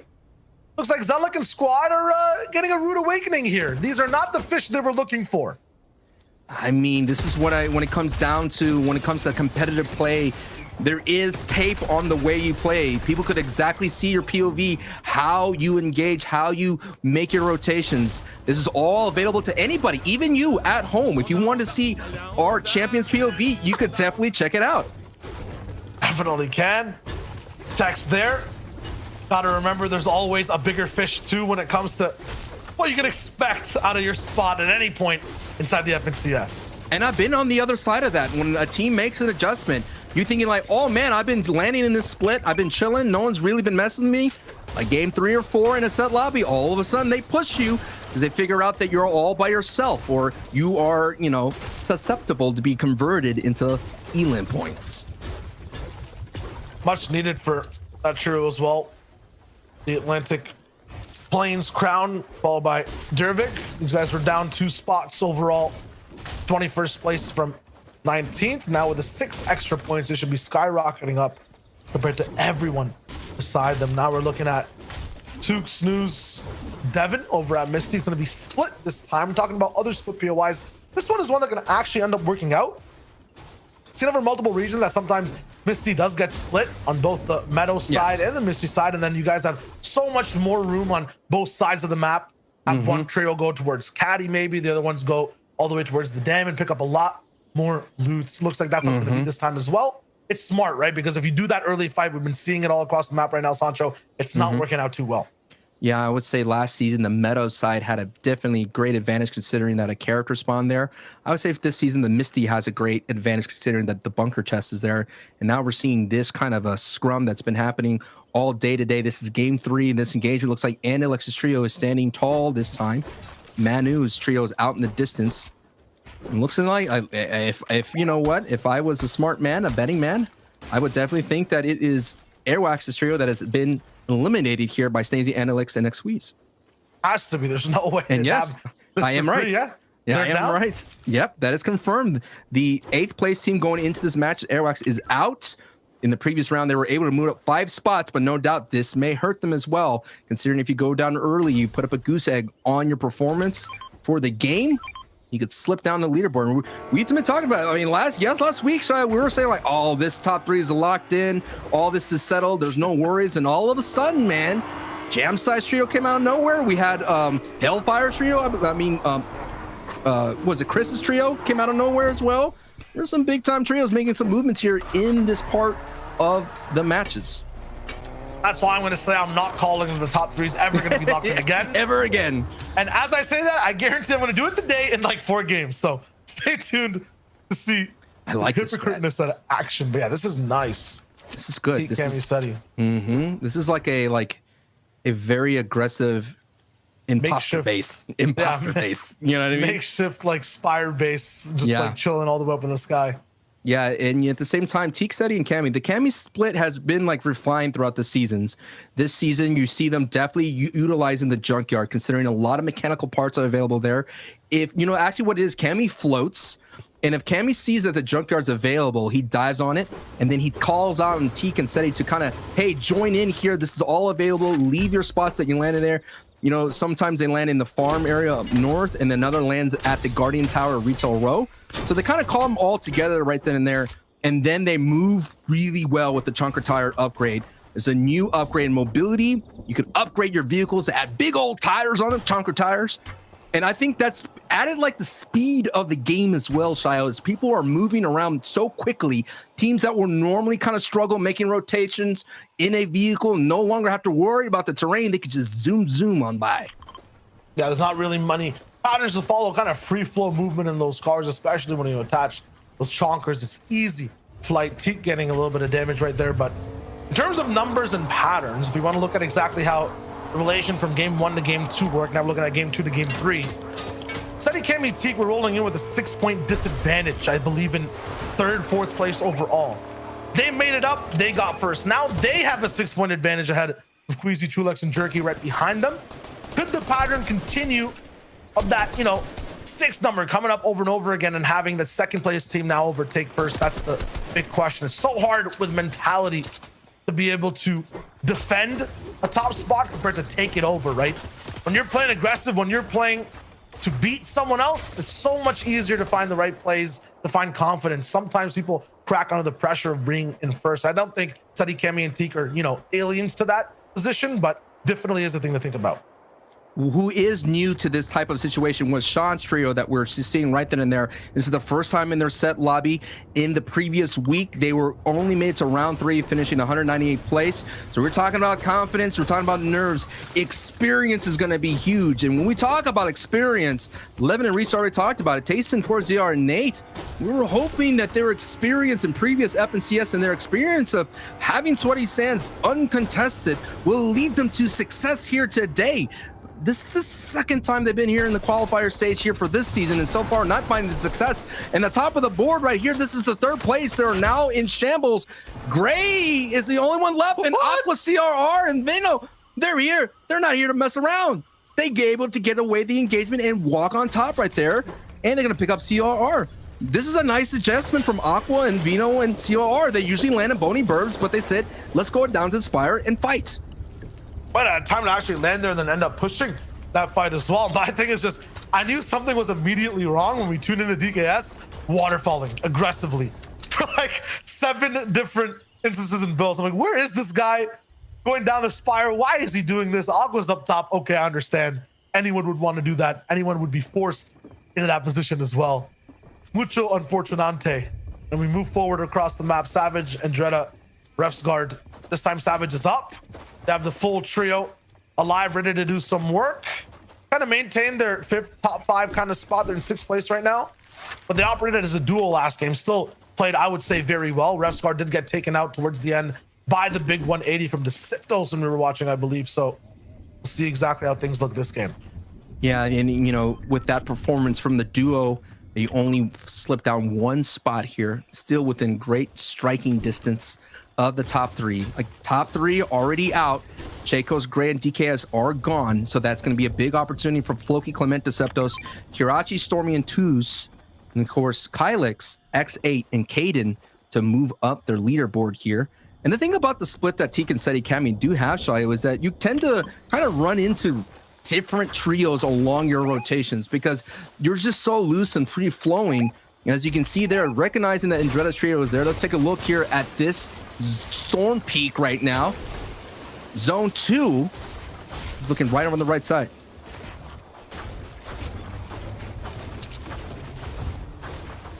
Checking out a lot of different types of situations across the map. It's open fields for Seti overall, but then meanwhile that's happening, we have Atlantic Plains still in Slurpee going for big fights. Verox, Michael, and Mexi. Man, I assume that with uncontested dirty and the entire thing just being, you know, getting searched properly, there's so many teams around them that they could just tag on rotation. I'm wondering what's going on with these guys not being inside the top 5. You know that game that I mentioned that they popped off to get into round 4? They had like 19 elims. The reason why they popped off is that they were contested by 3 different trios, and DKS's trio was one of those trios. Or Slove's trio was one of those trios, SLLQ. There's some reason that if you're contested at Dirty Docks, you take that power and you pop off. Like, it's like the opposite of what you would really want in a set lobby. I think Michael, like, Verox, and Vex, they want to be contested because they're all literally, Shayo, all the pop-off games that I've seen, they pop off because they're contested and they get that confidence. They have easy, like, they don't have to worry about Storm Surge, so they make their easy rotations. They don't do risky things. They don't over peak. They don't gargoyle. They make dead side rotations and they be very clean. If you look at that last game to get there, that's what they needed. But when they don't have Storm Surge, now they have to peak. Now they have to take these rotational storm fights, or they have to take these edge fights. And I don't think it just works out for them. Now you're saying here that Cammy now is below Surge. Let's see how they handle that. But that's just from what I noticed. That's just me. Yeah. That's just me. I mean, it would make sense, right? Kind of like anti-droppers. The thing is, they're just missing out on so many of these points, man. 24th is when the placement comes in, all the way to 30 for the VR. Yeah, the 2 points per elim on the spot is one big thing to have. But yeah, even for Cammy Seti, like, these guys are just going to be succumb to Surge in just a second. They're not getting shots off either. We definitely have to take a look. Again, Surge turns off once it passes a certain threshold. If they are very not close to that threshold, then Cammy will most likely push right into Michael's way because they're the closest one here. Now they kind of actually coming out. You saw Zone 2 is out in this open area. There is like little valleys and hills here, nothing too treacherous. So we're taking a look at your nice zone. It's all calm for the moment here. Let's take a look here. Surge is going to be a big factor. 13 people have to go down here, Shayo. 13. Is there some sort of hopper fish tech? I don't know about either. Cammy's holding out for now. Maybe it's like some type of end game retake. They're gonna have to maybe hop into some boxes pretty fast, though. It will be, I believe, Michael's trio. Has to be. Cammy has to die for, but we have a little bit of time. Tags here. 25 seconds. 25 seconds. Let's see if they get a tag. We see some Grizzy on Grizzy action up there. 4ZR and Lyzen going back and forth in the feed.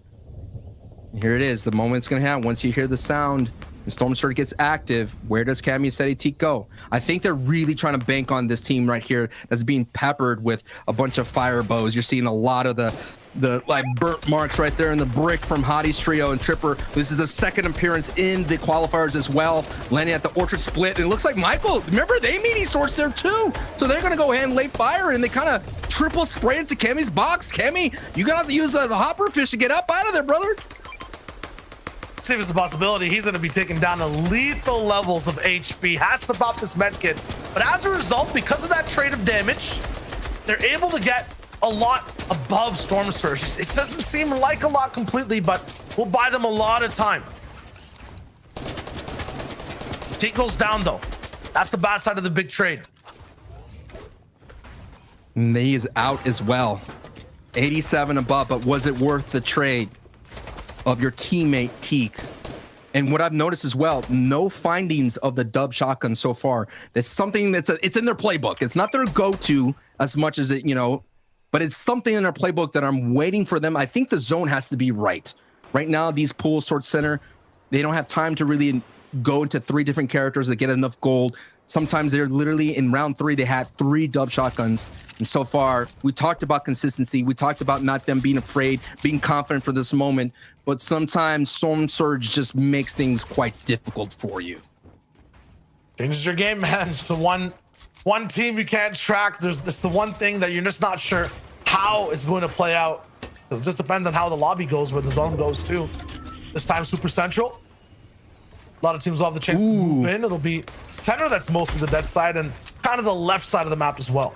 Yo, Aqua's trio is sitting pretty right now at the Spire. They have a great advantage. The question is, do they have the weaponry to get those precise tags that they will have? They did get one trio out there, a DKS's trio that were sitting up there in the Spire. So they look very well taking out, Shakos and Gray. They look very solid there, taking them out. Question is, are they going to get enough Storm Surge and taking advantage of that vantage point? You talked about the Guardian Towers being vacation spot. That is the penthouse. That is high living. That's the highest point in the map right now in terms of a structure. I feel like sometimes the trap, man. I've been seeing a few tournaments where there's a trio that spends too long in those Guardian Towers or doesn't know how to rotate off of them properly. Yeah, you get a lot of damage. You look pretty cool. If you're talking about penthouses, they're just renting though. They don't own the property. They have no value. Once you're done, you just spend a lot of money to live and you have nothing to show for it after the fact, right? Like, it's unfortunate. The big difference, though, in the Spire is there's only zip lines to get off. Now, we all know you could get in a zip line and cut across everything, so we'll keep an eye on that as Zone does have the Spire in play here. But now this is the opposite side, south side here. Kiatri, Toos, and Stormy making the rotation out of Slurp Factory here, looking pretty solid here. From what I noticed, this trio likes to do as well, like to carry a lot of consumables. They hit up a lot of the fishing spots as well. Oftentimes, you see them have 2 weapons and inside 3 consumable slots here, just in case they have to eat some Storm Surge as well, tank some Storm Surge tags, or at the same time, make some flopper plays once in the backside of the zone. But they're going to go ahead and elect to swim here. No eyes on them so far. There's nothing like taking a dip into the refreshing waters through the Fortnite and able to get a nice rotation in.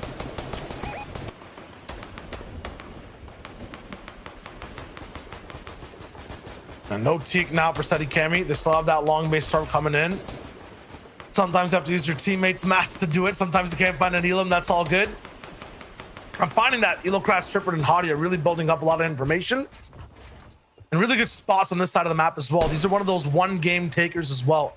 We're trying to break that, I would say, round 4 set lobby curse of just having one good performance, stealing points away from the top 5, the top 3. This might be the chance for them to kind of change things around, but they're going to be looking down the barrel of Mr. Savage, Ref's Guard, and Andretta. 2 stacks might not be nearby, but they have enough wind power, enough shots, the speed of bullets so far to make sure to stop every trio in their tracks, send them flying right on the zone line as well. Savage stinked out. That'll loft the airway completely from that trio so far on that sight line. Meanwhile, this is just a very interesting zone. We have basically kind of the peaks of cliff on one side. You got the Spire still almost active on the other. There's lots of different varying levels of height people are playing with. Stacy's getting absolutely bullied by Stormy Red as he's coming down. Cammy's working for Storm Surge again. They're 80 below. And you think about it as well, Rex's little POI, that character Rex, a lot of metal in there, a lot of opportunities to look for refreshes. So if this storm goes right through in there, you're going to be looking really good. Now, Seti and Cammy and Teak are sitting in first place with their only 6 points advantage over Queasy Trulix, who are still in this fight. Third place, as you see, Shaco's trio is out. Loki Command and Semtos are still up on their feet as well. Kirachi, Stormy, and Two, so you saw them on the south side of the map, storm holding people coming in from the Gorgeous Gorge. Shaco's down. This has to be the game for Two, Kirachi, and Stormy to really just elevate, go all the way on their lair. With Shaco's not there, this has to be their end game. Slightly just above Surge though. It's a little bit troubling. Nice shots overall to get that damage up. Actually, Michael Vera still alive somehow, are moving in. They were beside some of the most hardcore trios in Europe. Ended up coming out unscathed completely. Chulix, Squeezy, and Jerky though are here. I'm not sure who has the peppers, but I have to assume at least one person does. They're going to be ready to move fast in just a second. They're going to have to fight Aqua this time, though, Sancho. That is a complete powerhouse trio. They haven't really gone up against anything like that on height just yet. It's going to be very scary there. Let's see how it works out now. This is going to be a big time height play going in between Trulex and CRR. And then you're taking a look. Storm Surge is a factor. On the backside, they get contested here. They were focused so much on Aqua's trio, they forgot about what's happening behind them. Blackie's trio putting some big-time factors here, some impact hits. Queasy is out, and it's up to Jerky and Trulix now to hold on. And that just means CRR is just going to pepper right in, send as many bullets as way into this engagement here. Wyzet, Blackie throwing a big wrench in Trulix's trio's plans to take height. So you got one of the most consistent trios in Steady Cammy Teak, and one member down. You got the height take trio, who doesn't have basically, I would say, their captain all the way up top with Queasy always in the point line. Still have the clutch god Trulex there, who got a lot of their points last game. You got Cammy rolling in as a complete solo on the backside while Andretta Savage and Refsguard move forward, taking out the Atlantic boys. This is looking too easy for Refsguard. They're just picking these guys apart. A hot knife going through butter right here through all the builds. He's pumps them so good, but Refsguard gets beamed down, and Dreda has no shield either. They spent too long on this fight zone and still so far away, and Refsguard can't make it past, and Dreda will get the trade, but at a huge cost. They're playing as a duo again. It looks like Savage and Dreda now have to ride together as a duo. Savage was basically tarping in, so he could not help out Refsguard and Dreda here. They had to fight alone in the backside in that back position here. Savage and Dreda here looking really good for Elims, but right now they did pull a decent zone right now. This is looking really good. They have an opportunity to go back into the tarp here. The question is, are they gonna be able to survive the rest of the lobby coming in? And taking a look here at Height Child. I mean, it doesn't matter what type of zone you pull. If high ground does have that type of control and you don't have the materials, look at Savage, just 14. Now he's getting focused as well by another trio. This is going to be troublesome. There was someone actually moving down below. They're the ones getting pressured. It's Lizen, Futrix, and Laxus. They're going to get big shots taken down on them, but also take about at least half of Savage's builds. Only had about 20. Now he's down to 12. Really need a big shot here. It might be on the Siptos. They're going to be forced to make a move while this happens. Blackie, Wyzet, Ewan, they're all back up in terms of how they're moving around. Jerky's the last left alive. Tulus is not going to be there to clutch this time.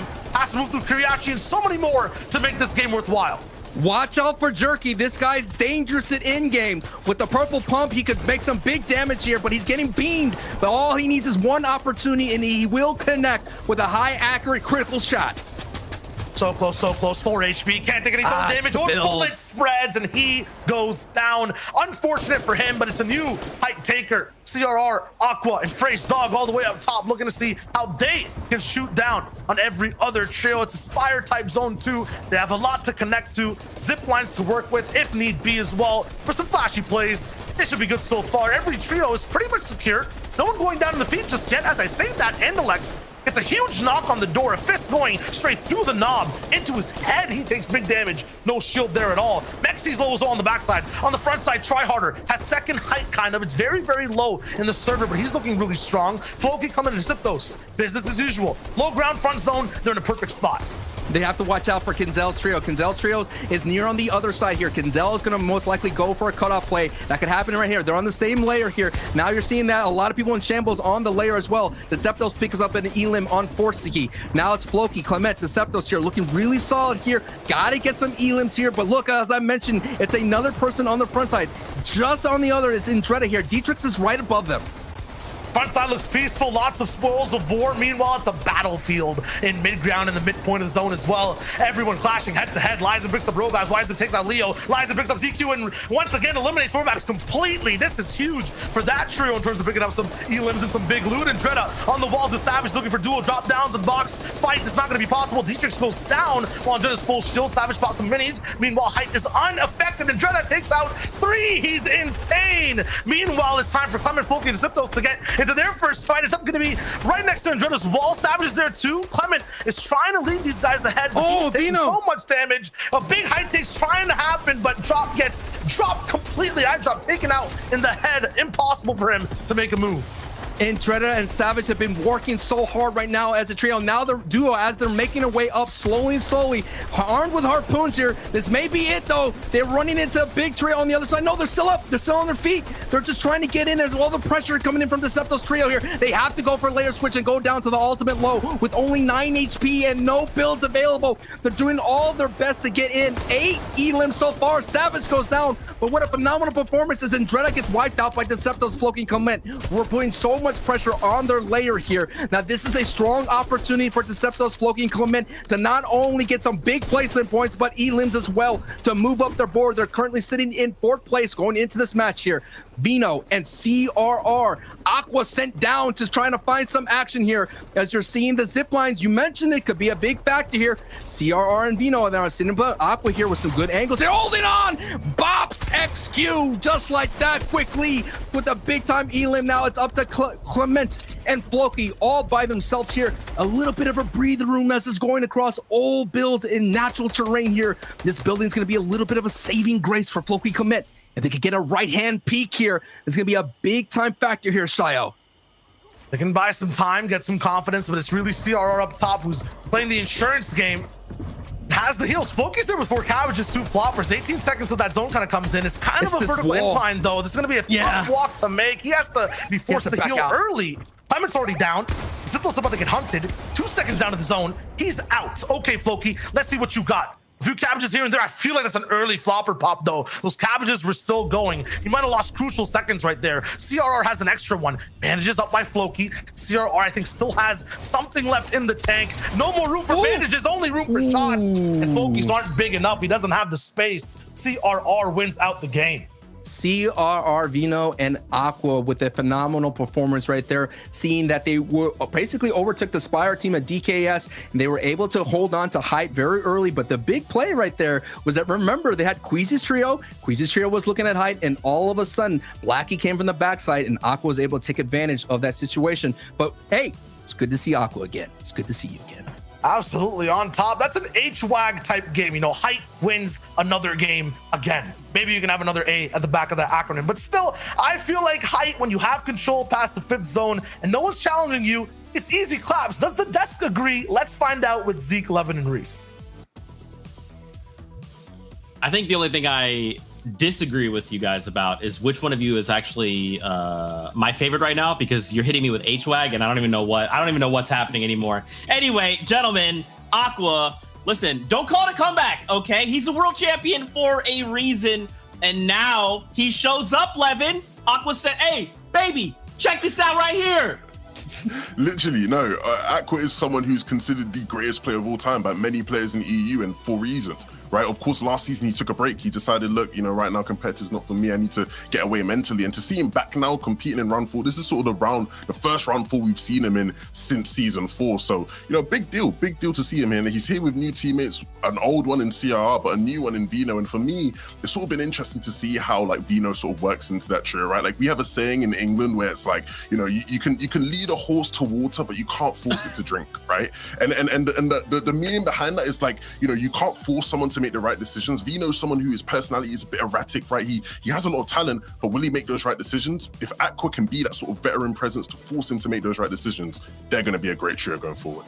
Yeah, and I see like this team, all 3 of these teams have kind of not found a home a lot of the times. You know, we've seen in particular CRR and Vino, like you kind of mentioned, switching teams every season, sometimes multiple times a season. And, you know, when I saw this trio go together, they won round 1 of the first week. Huge performance. They're looking really strong, and then they just struggled to make that round 4. So now here they are. They've picked up that victory in game 3. First game definitely a little bit slow for them, same as the second, but this could be the momentum that they need, just kind of climbing the leaderboards further up now.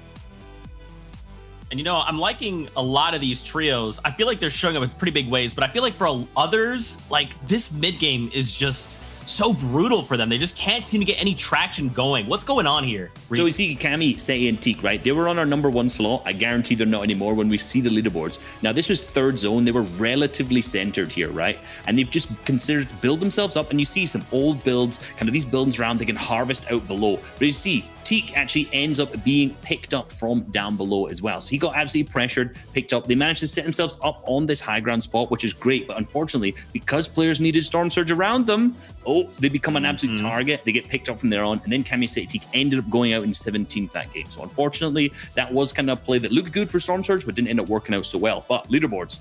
Floki, Clement, Deciptos managing to move on up into first. I think every game so far, these guys have been in the running, right? In the question. First game they were 4th, last game they were 12th, but that second there with 5 eliminations was massive. We keep seeing these guys picking up big eliminations earlier on, right? In that kind of second and first zone, we saw them in game 1 picking up Aqua, who just won that game, and it seemed to kind of turned around that in the end game, it was them versus each other yet again. Yeah, and I think we've learned from last week that even though these guys have been super impressive, we shouldn't sort of overreact to the game 3 standings because, right, like this time last week, Andalex was in there, then obviously he doesn't even make it through as an auto qual, but definitely optimistic, right? Because in terms of Floki, you know, Mr. Savage's trio, Seti's trio, these are 3 trios who you would expect to see in the finals regardless of what happens here. So if these guys can be the teams who sort of maintain the top 3, the finals becomes even more stacked, and they've all been playing really, really well, really consistent in every single endgame we've seen so far. So I'm super impressed. I'm super happy to see these guys up here, and hopefully they can sort of continue this on in the next 3 games. Yeah, and Camisec again, we saw not really gain many points there. They were up to kind of 96. And in 4th, a team that we've been watching the first 2 games was Queasy, Trulex, Juriki. They seem to be set up in that positioning again, right? They were nearly on high ground. They were in that 5th zone, exactly the same as they had the last 2 games, but it didn't go very well because we saw them get pressured from Aqua's team, who moved up into that 10th place slot from that as well. So some really, really big performances from some teams doing so good so far. And that was also the biggest game there, just checking, from Aqua. Absolutely. 25th and 20th in the first 2. So very much struggling. We saw them, like I said, down to Siptos, then Storm Surge. So massive, massive game for them first with 11 eliminations. Absolutely, friends. And I mean, a lot of these trios, they can go that distance, right? They could very easily make that top 3. They just have to button up these little mistakes, the Surge, making sure they have these surge tags. There's all these little things that can make or break all of these trios. But we've only got 3 games left for now. We're going to take a step back and go on a break. I know, but don't worry. When we come back, we have the last 3 games from EU before we call it a day. We'll see you guys in just a little bit.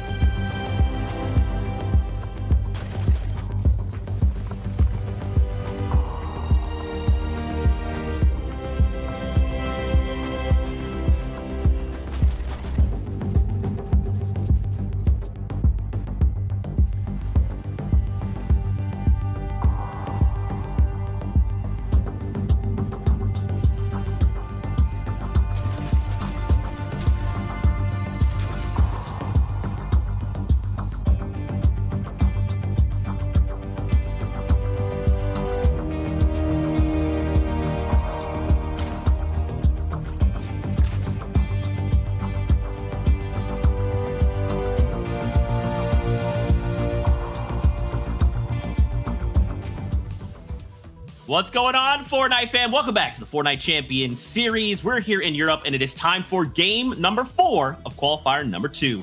We're kicking it over to our caster, Sancho Wager. I've mixed their names to take us into game. Gentlemen, over to you. Diffusion into Shia Wager and Sancho West. Let's check out game number 4 and see exactly how the story continues for some of the top trios in the region. This is where we saw a lot of trios kind of turn their fate with a couple of 2 big-time games here. Who's going to be able to do that? Last time, the top 3, there was a little shakeup with Alex's trio slipping out. But now, we don't know. We'll see, man. I really feel that a lot of teams in the EU are figuring out, solidifying their strats, and making sure that, and not only that, Shio, they're executing their strats so aggressively. And now we're going to take a look at Zone 1. It's going to be another kind of gorgeous center. So we're going to take a look at who's going to have this advantage here. Of course, the people at Lazy Lake have an opportunity to walk away with some big time things. They have to make their movements. Again, we're jumping in like about midpoint in the game, and you're already seeing, Shio, so many trios already falling. They're not sure where the healer trio with Kree is anywhere. Not sure exactly how some of the spawn fights broke down, but in game 4, that mid game, it's one of those big important points as to what ends up going through, who ends up going through ultimately towards the finals. Just to remind you guys once again, the leaderboards, we're looking at the top 3. That is the most important, and honestly, the only important thing right now in the qual is to see who gets that ticket to finals. For everyone else, very good to have those high placements. It means you'll have better seeding overall when it comes to semifinals. Those heat stages as well. Right now, we'll have Crow, Manu, KK Wet all the way up top against Plains Crown and Direvig. These guys have been exploring the south side, looking for some fast pickup eliminations, and are now find themselves over at the weather station, finding another trio once again. This is going to be one of these kind of fights, considering they're both scavenger routes, like who was able to find some power weapons here. You see a blue pump in Crow's inventory here, and anytime that there's someone inside the weather station, it's a very tough defensive stance to crack right now, as we're seeing Manu and Crow trying to make their way in as much as possible. Atlantic Boys is backing up. Waifu's finding a nice angle here, trying to pressure into the metal builds. Doesn't get the tags that he's looking for. Instead is just going to hold on as much as possible, but they could afford to take their time here. This is one of those fights that they definitely could do. They could get some nice, valuable storm tags as well. And I keep mentioning that because we've been seeing that even the top of the EU talent pool is struggling with Storm Surge. So that's why this engagement is coming out, and it's popping off right here. Gonna have full loadouts for this engagement as well. Lots of ammunition, lots of firepower. Triple Pump the Crown's inventory. Big shot, 100 over to Crow's Dome. After that, he's gonna have to back up for a little bit. A man surprised, he's shooketh. Oh, yeah. Finds a different way to try to attack the fight. I'm not sure exactly who has full control here. If being on the outside of this pump is even worth it. Crow's gonna back up way back, way back. As he does that, it allows his entire trio to have a lot more room. I'm looking at this, I'm thinking Crown's trio came from Camp Cod. So if they came from there, they're gonna have a little bit more firepower. But sometimes when you get a test of strength and the other person has a purple pump, that's just gonna put you on your heels just a little bit, and Crow is gonna have to retreat just a tad here. Not a lot of HP and shields in this engagement here. And this is what happens here. The longer it goes out, you know, the chip damage comes through, and eventually one team falls. So this kind of engagement here that, whoa, see, like, again, chip damage. That's like from a shotgun from like a far distance. That was not meant to eliminate. This is there to chip damage you away. Meant to help keep the pressure. Yeah, kind of scary a little bit. And they might be winning on damage, but for position so far, Manu still has high ground overall. The big issue is they're not really just working off of each other right here, right now. In terms of KK Wet, Manu, and Crow. Say Manu has good position. It's an even better one. Can check out the replays back in the lobby if he doesn't get picked up here in just a second. Seems like Durvig X Atlantic, the big duo, are gonna be able to just wipe this one out completely, easily, but still with caution, as, yeah, you know, that makeshift blue pump can hit a big shot if anyone comes by unsuspected. Yeah, it looks like KK Wet has literally not a cone to hide under either. Look at that. He's just watching his teammate. He's watching his teammate. Hey, good luck, man. I'm just gonna hold out here. Okay, I'll reboot you, man. I'll reboot you.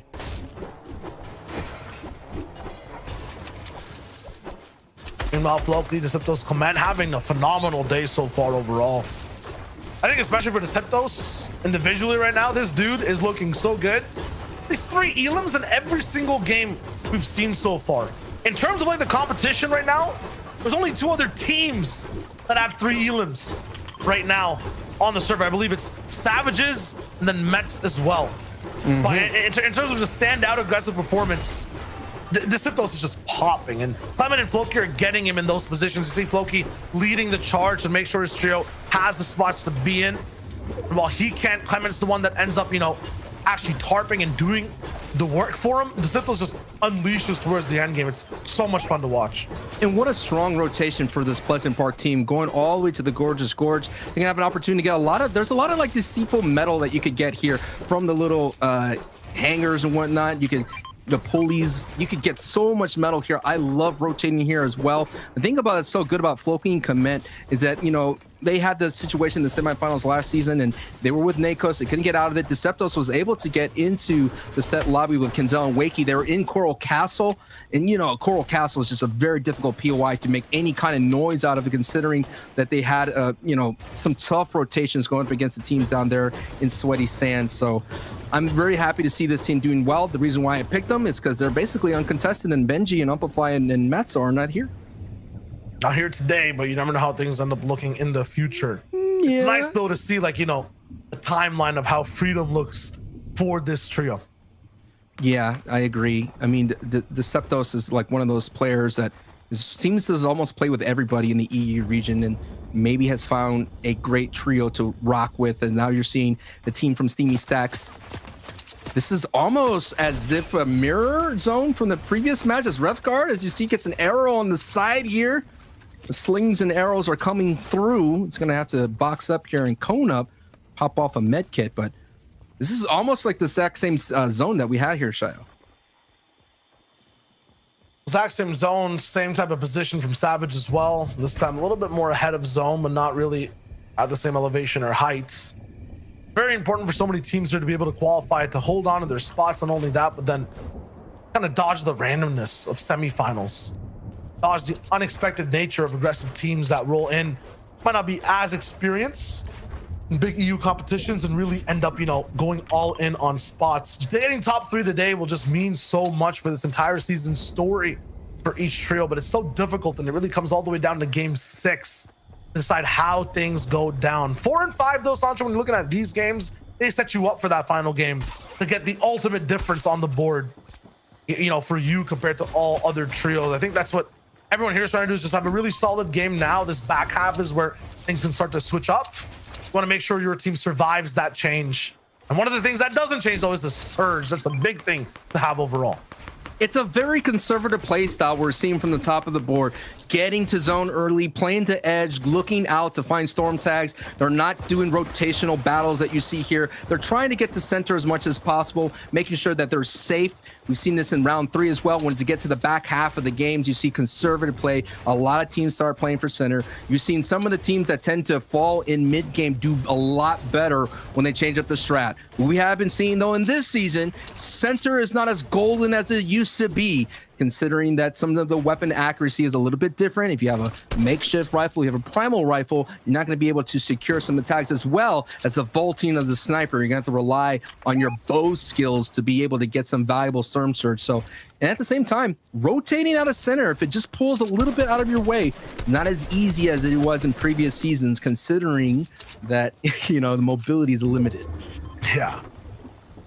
I think one big thing too, in terms of, you're talking about having things consistent, being inside the top 3, having strategies, and if it's working, don't change it. I still feel like for Savage and Dreader and Refsguard, for them in specific, their strategy is like putting a banana peel on a mathematic formula, that being y equals mx plus b. What I'm saying is they're working with a very slippery slope. So basically, you're looking at over and over again in these games, they're left as a duo. Time and time again, they are getting the points, and they're getting back up on the board. The issue is it's such a dangerous strategy to have, and I feel like the deeper you go into these games operating as a duo, the harder it gets as well. You're talking about the mathematical equation rise over run, my guy. That is the one for slope. Yep, absolutely. And the big thing in general when it comes to that type of strategy is, yes, you end up clutching out. Yes, you take risks to get into certain spots, but once teams really start to adapt in the end game as well, like you already saw Trulix's height take not possible. Aqua's all the way up there. it becomes so much more difficult to be able to play your earlier game strategies out. And you're seeing Aqua as well as just on the other side here close. And I feel like this is just like any other major sports at halftime. You know, it's that third quarter. You're kind of just settling in. You're probably went to the drawing board. We had a little bit longer break trying to figure out, okay, let's go to the VODs. Let's see and make our adjustments here. And the only thing is, last time we had CR was able to take advantage of another team distracting the high play. Cantus, look at that. Look at their inventory. So many floppers here. This is perfect for them. This is where they want to be. And if they could find a way to take advantage of such aggressive high teams. Yeah, I know it's gonna be a little stinky for a moment here. If they can find a way to take advantage here, this is gonna be great for them in game 4. Server's starting to solidify right now in terms of positions for every single trio all the way around. They're making their homes. It's going to be very hard to move as well. You know, we all know about the mid-game / end-game, you know, housing market, Sancho, when it comes to Fortnite. It starts to get expensive to really rotate. Every inch is valuable. Every situation, every zone edge, every little elevation is so keen. At the same time, every side of the mountain is cool because, you know, you put yourself right up against it. You don't have to put any mats and you won't expect any kind of pressure. There's nothing like billy goating on the side of the mountain.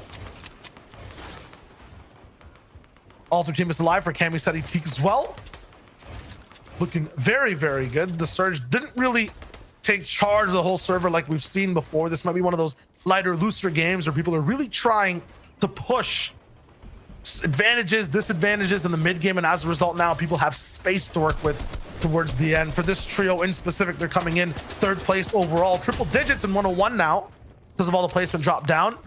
Gonna be really tough for them to convert it because now there's so many different people playing on their layer. You got Flois, you got so many others looking good right now. 183 damage above Surge as well. Everyone's gonna have to be chopped down to 50 players in the lobby. There's 66 alive right now. That's 16 different players going down. You're seeing right there with that Victory Royale, CRR, Aqua, and Vina were able to move up 18 spots. That's the pop-off potential you have here. If you have a middling day throughout the entire way, you could definitely change your fate right now with the Victory Royale. As we're seeing the Savage apply a lot of lobby-focused pressure alongside Ford ZRs and Tayson's way. So much lobby. Look, Trippers there. You see Tryharder Trio kind of setting the shots. So far, the defensive hold is a little bit too strong, but Tayson is paying the price for this defense. And you're seeing Savage right now is averaging 0.3 shots per shotgun on the elim. So that means he's going to be very dangerous when he gets to the in-game, when things get up close and personal. That just means that he's efficient on timing entirely in terms of that stat. 1.3 shots per elim means he's landing 1 pumps more so than anything else. He's maybe going for 2 shots. That's literally a quarter of the time spent per fight for Savage. When it comes to shots, that means this trio moves fast in the end game as well. And speed is so important when you're playing on that low ground, when you're playing box to box, wall to wall on edits, and height is raining down on you as well. Looks like height is targeting Floki and Deceptos in terms of Surge too. He goes down. Yes, they're in trouble. This is your first place trio coming in right now. And although Floki finds a few beams, does it save him entirely? Can he pick up Deceptos? That's the big question. And this is the dangers of being conservative right here. You rotate early, you try to get in early. If you don't have Storm Surge hits, this is the price you pay. And I think Deceptos is some insane price conversion on the way he paid for Surge right there. If he went down to Surge, correct me if I'm wrong, you get taken out completely, Sancho, right? Your loot's there, you're unpicky-upable basically, and there's no reboot band really close by to get you up. He actually goes down to a knock. So Surge is actually ringing on, I would say, his eliminated or, you know, down but knocked out body. He's going to be able to get revived there and stay in the game, even though they're below Surge now. And it still might be rattling in. They have time once again with the Deceptos now to stay alive as a trio. That was insane timing by him. It's all about the different techs that you can do to kind of inch your way through. And that's what's setting Cami and Teak. They're slowing down a little bit. They're running out of steam just a hair. They're dominating in the front half of the games here. Third game was kind of a big misstep there, considering that they were sent down to duo to get any of those elims. Taking a look at the feed, no, they did not get any of those big elims. Those are free elims that you desperately would like. Now they have Refsguard there. They're knocking on his front door. Refsguard able to get away here, considering that Storm Surge has been turned off. But now they have a crazy pool. You're talking about the 6 moving zone. It has to go all the way across. And already they're going to have to make a decision. They're going to most likely rotate late and hopefully bridge their way over. But look at height right now. Trulex's trio is looking very strong here. As you see on the right side of the screen, what Clement's trio has to deal with. The top 4 are still in this game. Barely, though, as Refsguard is a solo that has to play out the entire time. Just him and his name. It'll be Floki, Clement, and Deceptos all the way up in first. We'll see how far Refsguard can hold second place. For now, it looks like he's going to lose it. Will he have anything left to say in the conversation in terms of getting points here? Can he survive for placement? Can he one pump anyone else? Remember, it's not him, it's Savage who's the point runner for elims for the trio, so we'll see exactly what Refsguard can do here right now. Refsguard is basically going to follow Cammy's trio right there. As you see, he's injected himself right in that tarp. He's going to make his way through, but time may be a factor considering he's on the backside. See, look at that. He's going to do his best to get in as much as possible. No shield, no HP, no heals, nothing available to him. So it's all up to if he could just sneak his way through and not draw the attention of anybody. Now he's on the layer all by, actually looks like Jams is on this layer as well, and he gets caught from height. Bang! Almost out. from height. Second height taking him down. From Ultimate height. Jerky, Trulex looking so good overall. They're in 4th place. They're trying to take back the #1 slot. That slot that they had at the very start of the day today in game #1. Meanwhile, though, the people right ahead of them are Teak, Cammy, and Seti, not just in the zone, nice but in the standings as well. And now they have a big stoppage, a big gap, but it's invaded. Huge elims by 4ZR. He stops the trap. He flips it on the trio who made it down, and Cammy's left alone. Yeah, they went for the cutoff play right there, try to land right in front of that path of 4ZR's trio, and they definitely did pay the price. They were greeted with the shotgun blast here. Cammy now has to go solo in the same situation that we saw Refsguard in. No heals, no shields. He's going to try to do it. The stakes so high for the game 2 now. The 1st place and 2nd place team have gone down. This is a game of catch up and possibly also throning and crowning new kings overall. After game #4, we can be in the lead for Europe. Cammy is going straight into another trio. Box. What? I didn't even see him. That's on Mexi. Huge elim moving forward. That gets this team just a few more points. Hey, every point matters considering right now the 4th place team, Queasy, Trulex, and they're sitting right now with Jerky on the high side right now, on the high ground, being challenged by Michael. Michael was able to get Trulex out of this game there, so now it's a duo on height here. 4th place, Jerky and Queasy here, and they're running out of mats down to solve. Nice connection though by Queasy, connecting to Michael's build to a 2nd from height. That's going to be a big time factor, but look at the mats. 105 wood builds. If anyone looks up, the chop factor is real.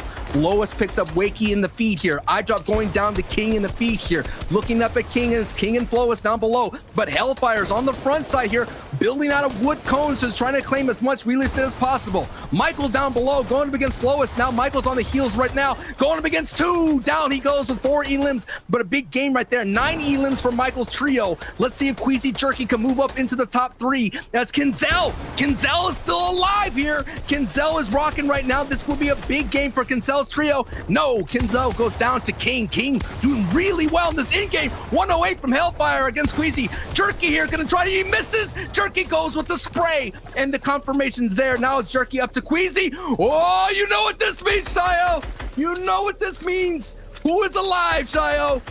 It has to be. It has to be Christ somewhere healing up. It has to be. It has to be.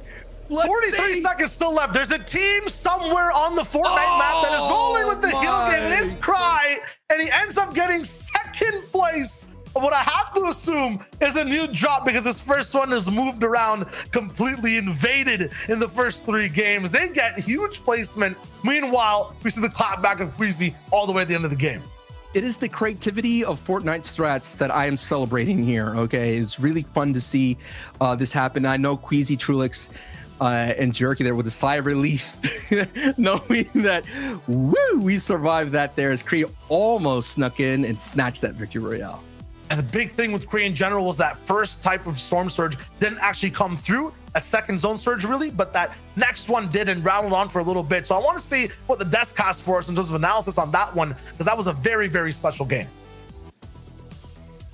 Okay, listen, that was special for so many reasons. One, we got to see it, okay? Kree, we got to see it. It's amazing. But listen, Flowis's trio, 17 eliminations. 17 eliminations. That is the new EU high score in a single game. Reese, Levin, game 4. It was here. It happened. I mean, quite literally, game 4 had it all. Pretty much everything that we've been talking about so far. We talked about Queasy's team on high ground again, right?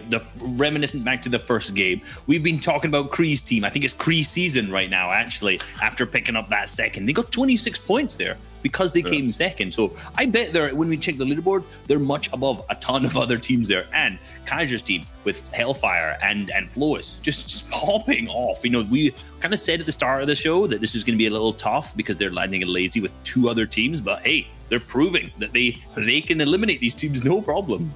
Yeah, these guys have been really impressive this season, right? If you follow Cash Cups, these guys are a team that's consistently doing well in Cash Cups, and although they're not always the best indication of who the best trios are, at least shows that they have that sort of fighting prowess, that ability to sort of have these kind of games, right? Where they're getting 17 eliminations in such a stat lobby.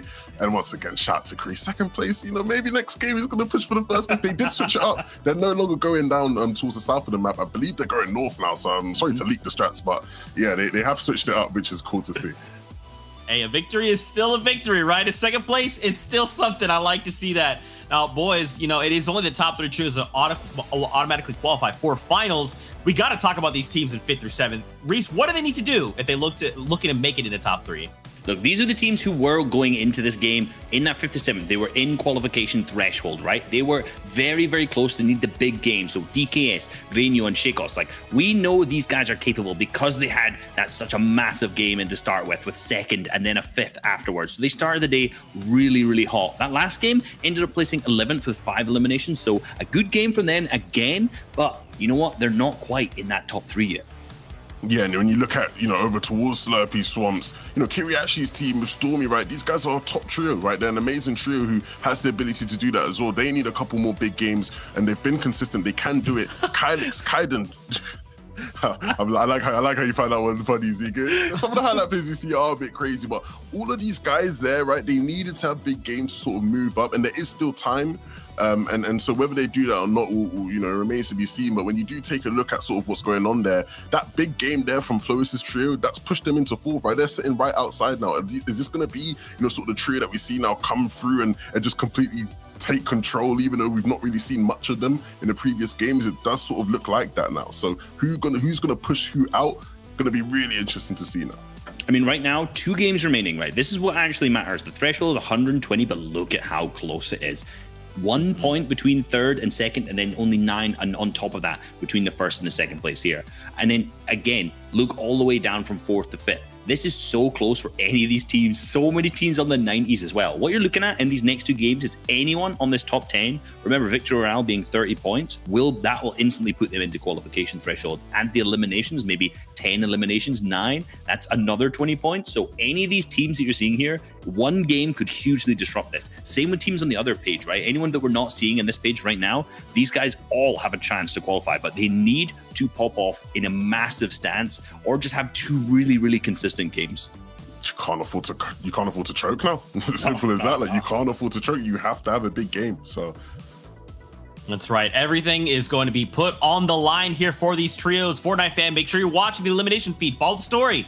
If a trio is eliminated, that's it. They only have 1 game left to try and make up the difference and make it into that top 3 to guarantee a spot in finals, or they're just playing for placement. With only 1 qualifier left next week, that will be their final opportunity to try and make it to the 99 going into semi-finals. It's time, though. We're getting word. The battle bus is ready to go. We are ready to go. And Sancho West and Shy Wager are definitely ready to go. So we're going to kick it back over to them for game number 5 of the FNCS. The top 3 is what we're looking at this week. It's week number 2, and there's just 1 more week after this left overall to see who can roll in for free to the finals. Still a big cost, Sancho, because getting top 3 is so difficult that it goes down to the last game. Yeah, and that's what happened in the last qualifiers. You saw Jam side alongside with Fury and Demento able to get all the way from 7th place here. We're not quite yet there. There's 2 games left here. But we've seen people move up the board. Lois, Kaiser, and Hellfire moved up 8 spots there with a big pop-off game. And not only that, we saw a big pop-off game in placement there from Cree, coming up 10 placements right then and there with a second place finish in the previous game. And it's a scary feeling knowing that you're shooting into builds and knowing that you have no idea where they can be. As you see Queasy, Trulix, and Jerky now moving away, and now the feed is lighting up. And wait a minute, Cammy picking up an Elim on Verox, Michael knocking Cammy? Did they decide to go to Dirty Dogs, or did Michael's trio decide to split up the Cammy split? We definitely have to keep an eye on that. Sometimes that little crane or the blue antenna cell tower, the blue antenna, yeah. Yep. That's where a fight might be able to go down if you're looking at weird ways the split can go through. Ooh. And its relationship to Dirty. So maybe that is the thing. Queasy, Trulix, and Jerky though end up also doing a nice little split. Getting some loot on Misty Island over at Damn Spot as well. It's looking pretty nice. So their split involves Flush Factory. You got where the Bandolier guy used to be as well, those little broken houses. Sometimes you see someone hit the Slurp truck as well. Now you're seeing Andretta Refsguard. It looks like they're just flying in here. We're just catching in the brief moments. That's how big the bus was. But sometimes this trio here, they love to use the Steamy Stacks to go to Pristine Point. So most likely you're using the Steamy Stacks, they're going up and around. This is what we've been seeing from them, but yeah, they're uncontested. But I think this is what's hurting them the most. We've been seeing them in the in-game situations so far throughout the day. Andretta Refsguard's either by themselves. We've got Savage or Refsguard. Someone's always clutching as a solo. So if they could work together as a trio, get there, then things would be vibing. But what's not vibing so far in the south side of this mountain, and I don't think Crown's trio is going to find Curie's trio at all. Yeah, not this time. They're not going to be landing towards the south side of the map. Plains and Crown will be left alone, and this time they're the ones who are hunted. Sometimes the strat gets anti-stratted, and then the anti-strat gets anti-stratted, and now you're basically the fish that are getting hunted. Sometimes this is a game of chess. You have to think multiple moves ahead, and one of the things that we did notice, you said Cammy went down around, so Cammy does like to float around that blue antenna, grab a vehicle, sometimes a truck, and then meet up with his teammates. So most likely they had a little scrum right there. Maybe Michael's trio decided to go up to that cliffside and kind of challenge each other, but it looks like everything's kind of gone back to normal. It looks like no elims happened across the board here. Just some quick big tags right now, but I would say T Cammy and Seti, I'm still waiting. We're all waiting for your dub shotgun strat to bring out. This will be a good zone for them to do that because they could go up north here, take their time. You're seeing they are doing the gold quest right there. That's the gold quest for the dummy. Get some air, bring a car over to the junkyard. So the racking of gold, we may see it here, Shio. I mean, the dub plus little hopper fish, that combination sends you flying straight up into the sky. Crazy retake possibilities too. You saw it get actually really crazy and decisive in terms of round 3 and round 2 when you don't expect it happening in your game. I'm curious to see how Aqua deals with it in the next one that we watch. There was a moment of time during the Easter season when the bouncy eggs were at play. There was nothing like having a dub shotgun and a bouncy egg. Boy, oh boy, you had some nice meme plays with that combo. Big jumps, big shots right now, big leaps on the leaderboard as well. Once again, 30 points in total. Up for placement, 2 points for every single elimination we're watching today. You can see how close the games are, the differences in like top 3, top 5. Just basically landing one placement outside different people will be the ultimate change.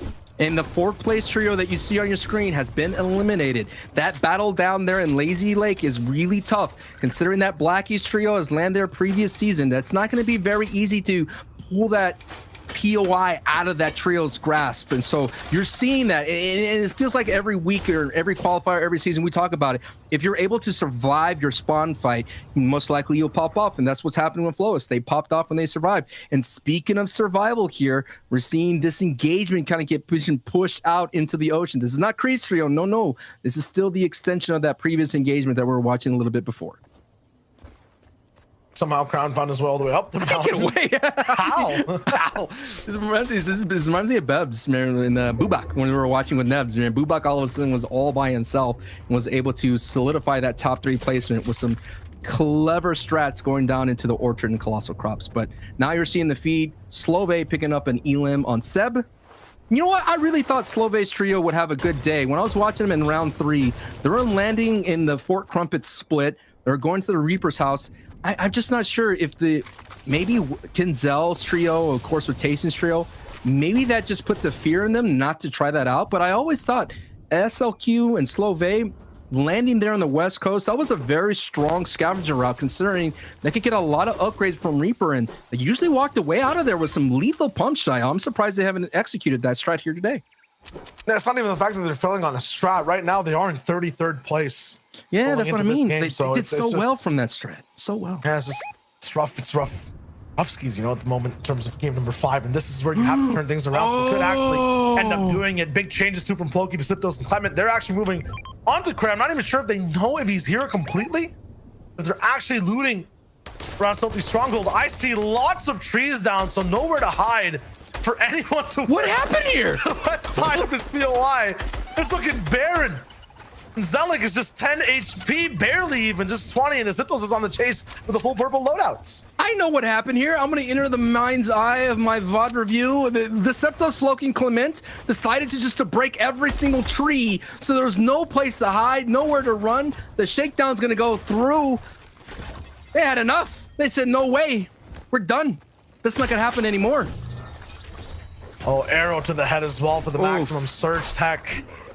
Another trio will end up coming in, but now they basically have an entire sideline on where the rest of the teammates are. They're not too far away. This is just, it feels like I'm watching a new POI. This is crazy. It feels like it didn't render in. You know what I mean? Like, you all know this is a lush area filled with trees and bushes, and it's just insane. Now let's go back here to Aqua, Vino, and CRR, a newly formed trio, just missing out in this week last time, fitting in 34th place. Definitely a crowd favorite. If we had a crowd, let me just pretend.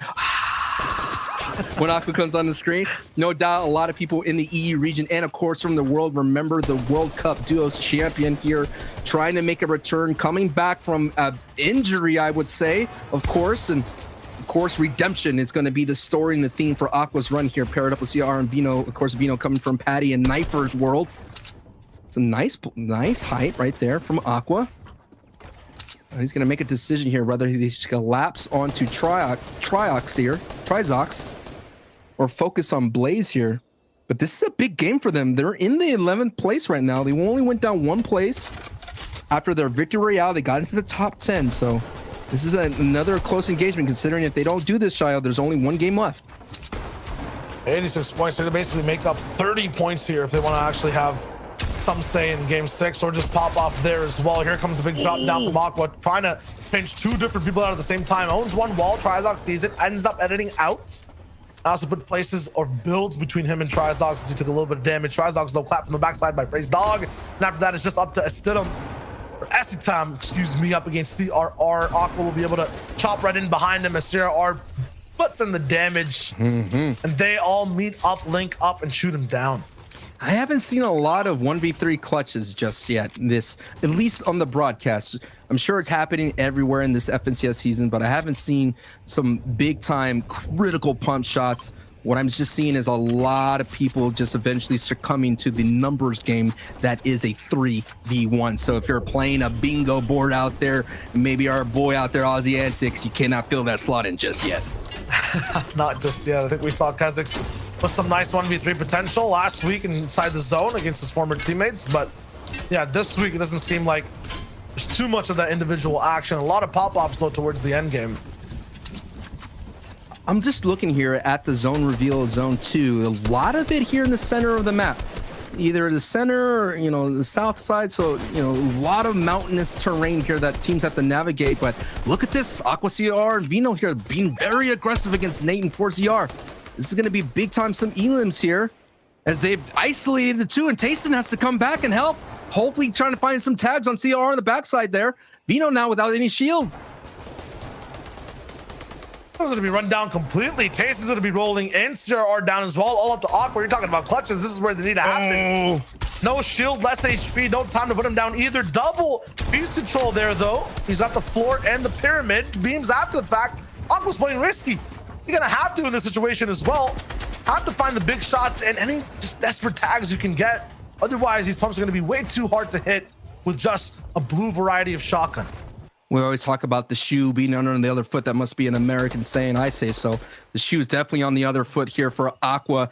Now he's going to have to look for that clutch 1v3. And no, stinked out, pushed right into the opening arms embrace of Nate. That is going to be an elim, but look in the distance, the other third-party opportunity there with iDrop and Wakey looking on in. It's not American saying, all right? It's a common saying, all right? Before I get tagged on Twitter, all right? We're tagged up by 11. Who knows? Still. Who knows? Squeeze is here now. Trulux Jerky. These guys trying to hold on to their first place slot. Cannot go down here to Kiriachi, but you know how desperate people are getting in game 5 with just this game and one more left. Every single fight, every single point will matter. They might actually end up getting close and personal here. Ooh. They're on the same layer against Squeezy. Everyone getting their shield up, though. Now's where Storm Surge ends up coming in. Is this why Kiriachi's pushing in? Doesn't matter. These guys will be able to just back up and chill out for the moment. Squint's here too. Oh man, it's operating solo. I don't see his teammates nearby at all. Sometimes desperate times call for desperate measures. This is still dangerous here. We've been seeing, like, in the last week, the top 3, they get pushed around in the mid game, and you know, you play a little bit close to your chest here. The confidence is now, is like, I can hear the comms right now. You know, we don't need this fight, we don't need this. Let's try and disengage. You know, Kiriachi's being very aggressive just on the top 10 going into this match. Fell out of the 6th place spot here. So Kiriachi and Storm Ryan Toos coming out of Slurp Factory. Like I meant, there's a lot of inconsistencies coming out, and those rotations are very tough.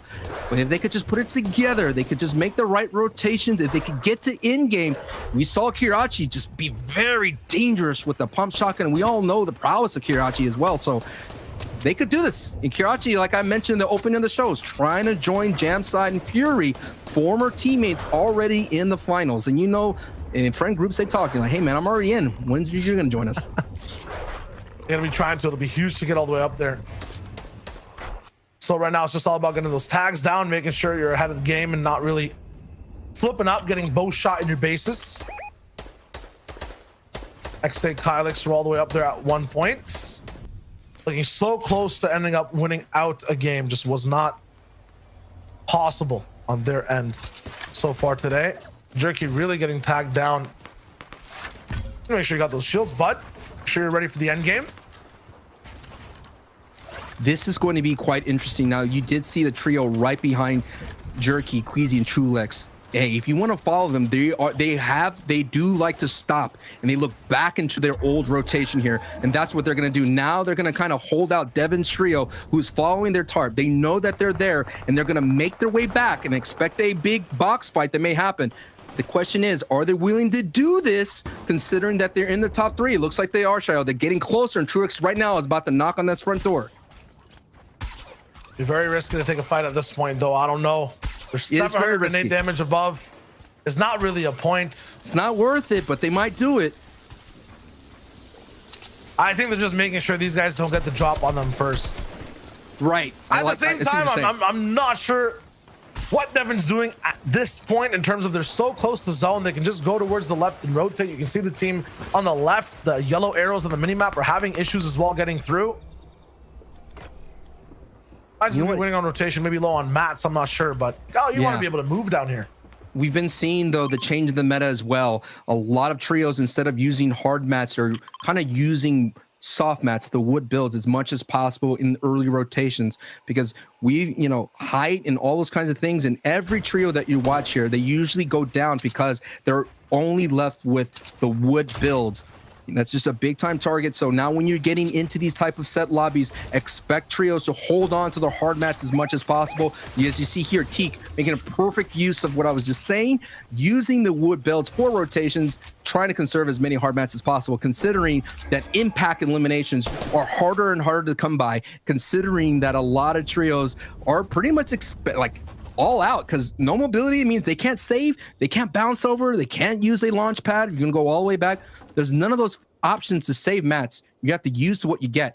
And now we're taking a look at the high ground overview right now. Kylex's trio is looking really good. They talked about Kaiden. Kaiden coming from the console track, and now last time he was there, finished 29th in the FNCS Chapter 2 Season 4 with Spack and Doc Marijus. So Console player here now made a tradition over to the P side of things. A creative warrior be really big and then make it to the top 3.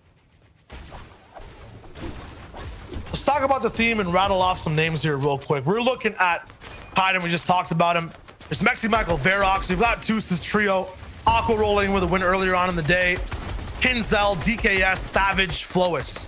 All these guys are basically up against the top 3. Seti Kemi Teak, Clement Disiptos Floki, Queasy, Trulix, and Jerky. It's top 3 versus kind of the top 10, the top 15. Everyone has a chance to roll in, but it's this game they need to catch up. Any of the top 10 that end up surviving until the top 5 this game, the 9th zone this game, they end up being in contention in game 6, very close to being inside the top 3. So for the top 3 teams right now rolling in, all they want to do is make sure they live this game, get towards the very end. For all the big names you're seeing, even Toos on your screen, he wants to make sure that the top 3 go down, that he survives all the way towards the very end. This is just about who makes endgame, who gets all the placement points. It's about a 30-point game in the top 15.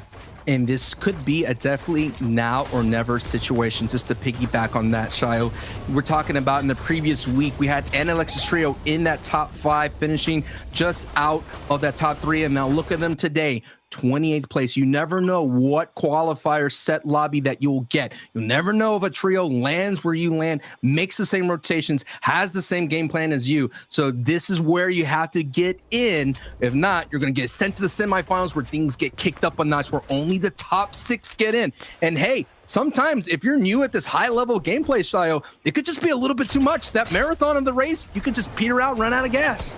Now, even in the very last moment too, all the top 3 want to do right now, though, is make sure they're not out of gas. They want that boat to just keep running on this water, far, far away from every other team in the lobby.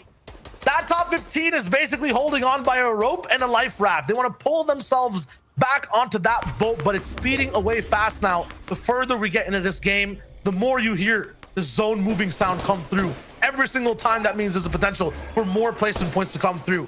That sound is dangerous, though. That means Storm Surge is now active. 151 damage below, or it's going to get active. It's a little bit of a update as to, hey, look at your damage overall for Cammy so far. Now 29 below for 148. 6 of his elims have been after being damaged first. You can see the wide peak he has here right now. I'm also not sure if that's the first from any other player in general, or maybe even from Surge. You know what I mean? That could be a big thing, because these guys have been down here and there. For context too, for this team, they're in 3rd place. They're one of those who really want to take this boat and just get away from everyone else. They don't want to be in this position, just 10 damage above Surge, behind other trios, awkward in their base and spot. Just look at this very unorthodox peak. They try to find some shots on the Wisehip. They get a very crucial tag, but they want to be so much better right now, nowhere near any other trio. And last season as well, the way the placement points were kind of doled out, this team always finished in that 4th, 5th, 6th, in that top 10 range, and they couldn't get that bonus of the top 3, and that's why they slipped on down as well. Like we mentioned, very dangerous, very consistent, very clever with their splits, but now they have to do this right here, right now, just on the top 3, holding on with Rep Guards and Dread and Savage there, creeping up behind them. Now they get a big time elim and two elims, so that's going to be huge as the sign for 9 players have to go down to Storm Surge. And here comes some big sprays come from Deceptos, Floki, and Command. Actually, it's going to be Clement and Deceptos here, as Floki's not in this fight here. Some big time beams are going through, nothing sneaking in for the moment here, as now we're taking a look at Michael, Verox, and Mexi here, trying to find their Storm Stags as well. Ooh, Kaden getting hit with some Storm Surge. They were perched up high, and looks like they didn't connect with any of those hits that they were looking for. Look at that, why the shield was down for Jerky as well. I feel like maybe that trio was also getting hit by some Surge here and there. Tools will look fine. This is one of the trios who's trying to catch up right now. Remember, there's 2 stories, just the catch-up trios and then everyone all the way in the lead. You mentioned that Floki's down, Sancho. That's huge. That's one of those trios that just wants to stay in the lead. Floki, Clement, and Deceptos in 2nd place right now. They're going to be running this race with a broken ankle with one teammate down, basically. Going to be a huge hindrance. Less mats, less eyes, less pressure. Right now, Stormy Rat, Kriachi, and Toos, they're so close. 10th place. Need to catch up. Need the placement points. Need the elims. And they need to start fast. Need to start now. It looks like Jam Hood's trio knocked Queasy, eliminated Queasy. So we have someone new at height. The team that's been Storm tanking right now, Kiri is out, so that is done. No longer going to be able to have a snatch victory. Jerky's down as well. So the trio that's been in their first place throughout the day, who've been very dominant at height throughout the entire day, are out of this game right here. 2 games left right now. Floki, Clement, Deceptos in second place, doing their best as a duo. We've been seeing duo clutches all day long. Blackie, Erwin, and Weisip here are contesting height on the other side of things. We have been seeing some pepper plays going all the way across. We see Tyken Seti going across no man's land right now as zone pools far away from Kirachi Tus and Stormy. They're gonna have to do this. I think the consumables and the distraction at height may be enough, but they get stopped right here in this rotation. This is gonna be big considering that they're in the top 10 right now, Shayo. Or they're going for height. Perfect timing. They move through. This is going from top 10 to top 3. They're trying to go for it. They're splitting the hot floppers as well. It's going to be a possibility for these guys to go all the way up top. Force is actually building all the way through. Jameswood is all the way out back. Yes, there goes Curiosity towards the top. They're split. This is the perfect time. Jameswood has to overbuild to make sure he maintains height. Not possible. Curiosity right beside him trying to go for it. Seti, third place team, down. The catch-up trios have a chance. There's a chance for this entire tournament to get so much closer. It's up to the top 10 to make up the points, make up the difference, and get closer to top 3. Only placement points and 1 elam point, 2 elam points going through right there. So that is going to be huge. The top 3, there's only this team right here, this duo in second place of Clement Deceptos. But what a phenomenal play from Kirachi's trio, using the hotfish to be able to overwhelm Jams Hood's trio height. And oh no, Clement! Mexi with the big hit from behind, and down they goes. And Stormy Ryan, Kiachi, and Toos have a big opportunity to move up into the top 3, considering that there's only 1 right now on their feet. Now right there, you saw Mexi kind of walking in offbeat, finds a shot in a different measure and hits a big bar. Now the Siptos is rolling in as a solo. This man has been absolutely insane today in his aim, his shots, his record set so far for the lobby. We'll see if he can continue. One Cabbage, it's there to make sure he has a little bit more chances to dance. No hard mats. The song's almost ending here. No more match left. Big shot, 180. What type of bullets is he using? Because he's not landing less than 100 every single time. It's 1 pump after 1 pump for Deceptos. This is absolutely insane. He drops to low, has a few mats. Now he's out, not his wall. Big shot, 32 on the force. Another one he's aimed in, and it's out, but it's not possible. 143 points. I feel like he's done enough to maintain that spot in the top 3. Yeah, some big critical hits in the third 2 was just not enough. As you've seen, the Storm is pulling back. That's going to give Kirachi, Storm Ryan 2 opportunities to send beams down below. DKS there, 122 points here just on the outside, looking at 6th place going into this match here. They can move up in the top 3 as well if they're able to hold on. DKS out of build, so he's going to pickaxe his way, rat his way through, trying to snake his way through and void a trio, and he just gets greeted right there with the blast. He has no point to go. Ultimate low, doesn't find any kind of hits. He does. Did he He got to connect on SELQ. What an unbelievable tag right there. That could have been enough. But Tus and Kirachi and Stormy have some big opportunities to move up the board right now as they're having high control. The only thing is these buildings are just going to make so many elims not go their way because Refsguard, Savage, and Andretta, this is the first time that we've seen in a long time be able on their feet as a full-time trio.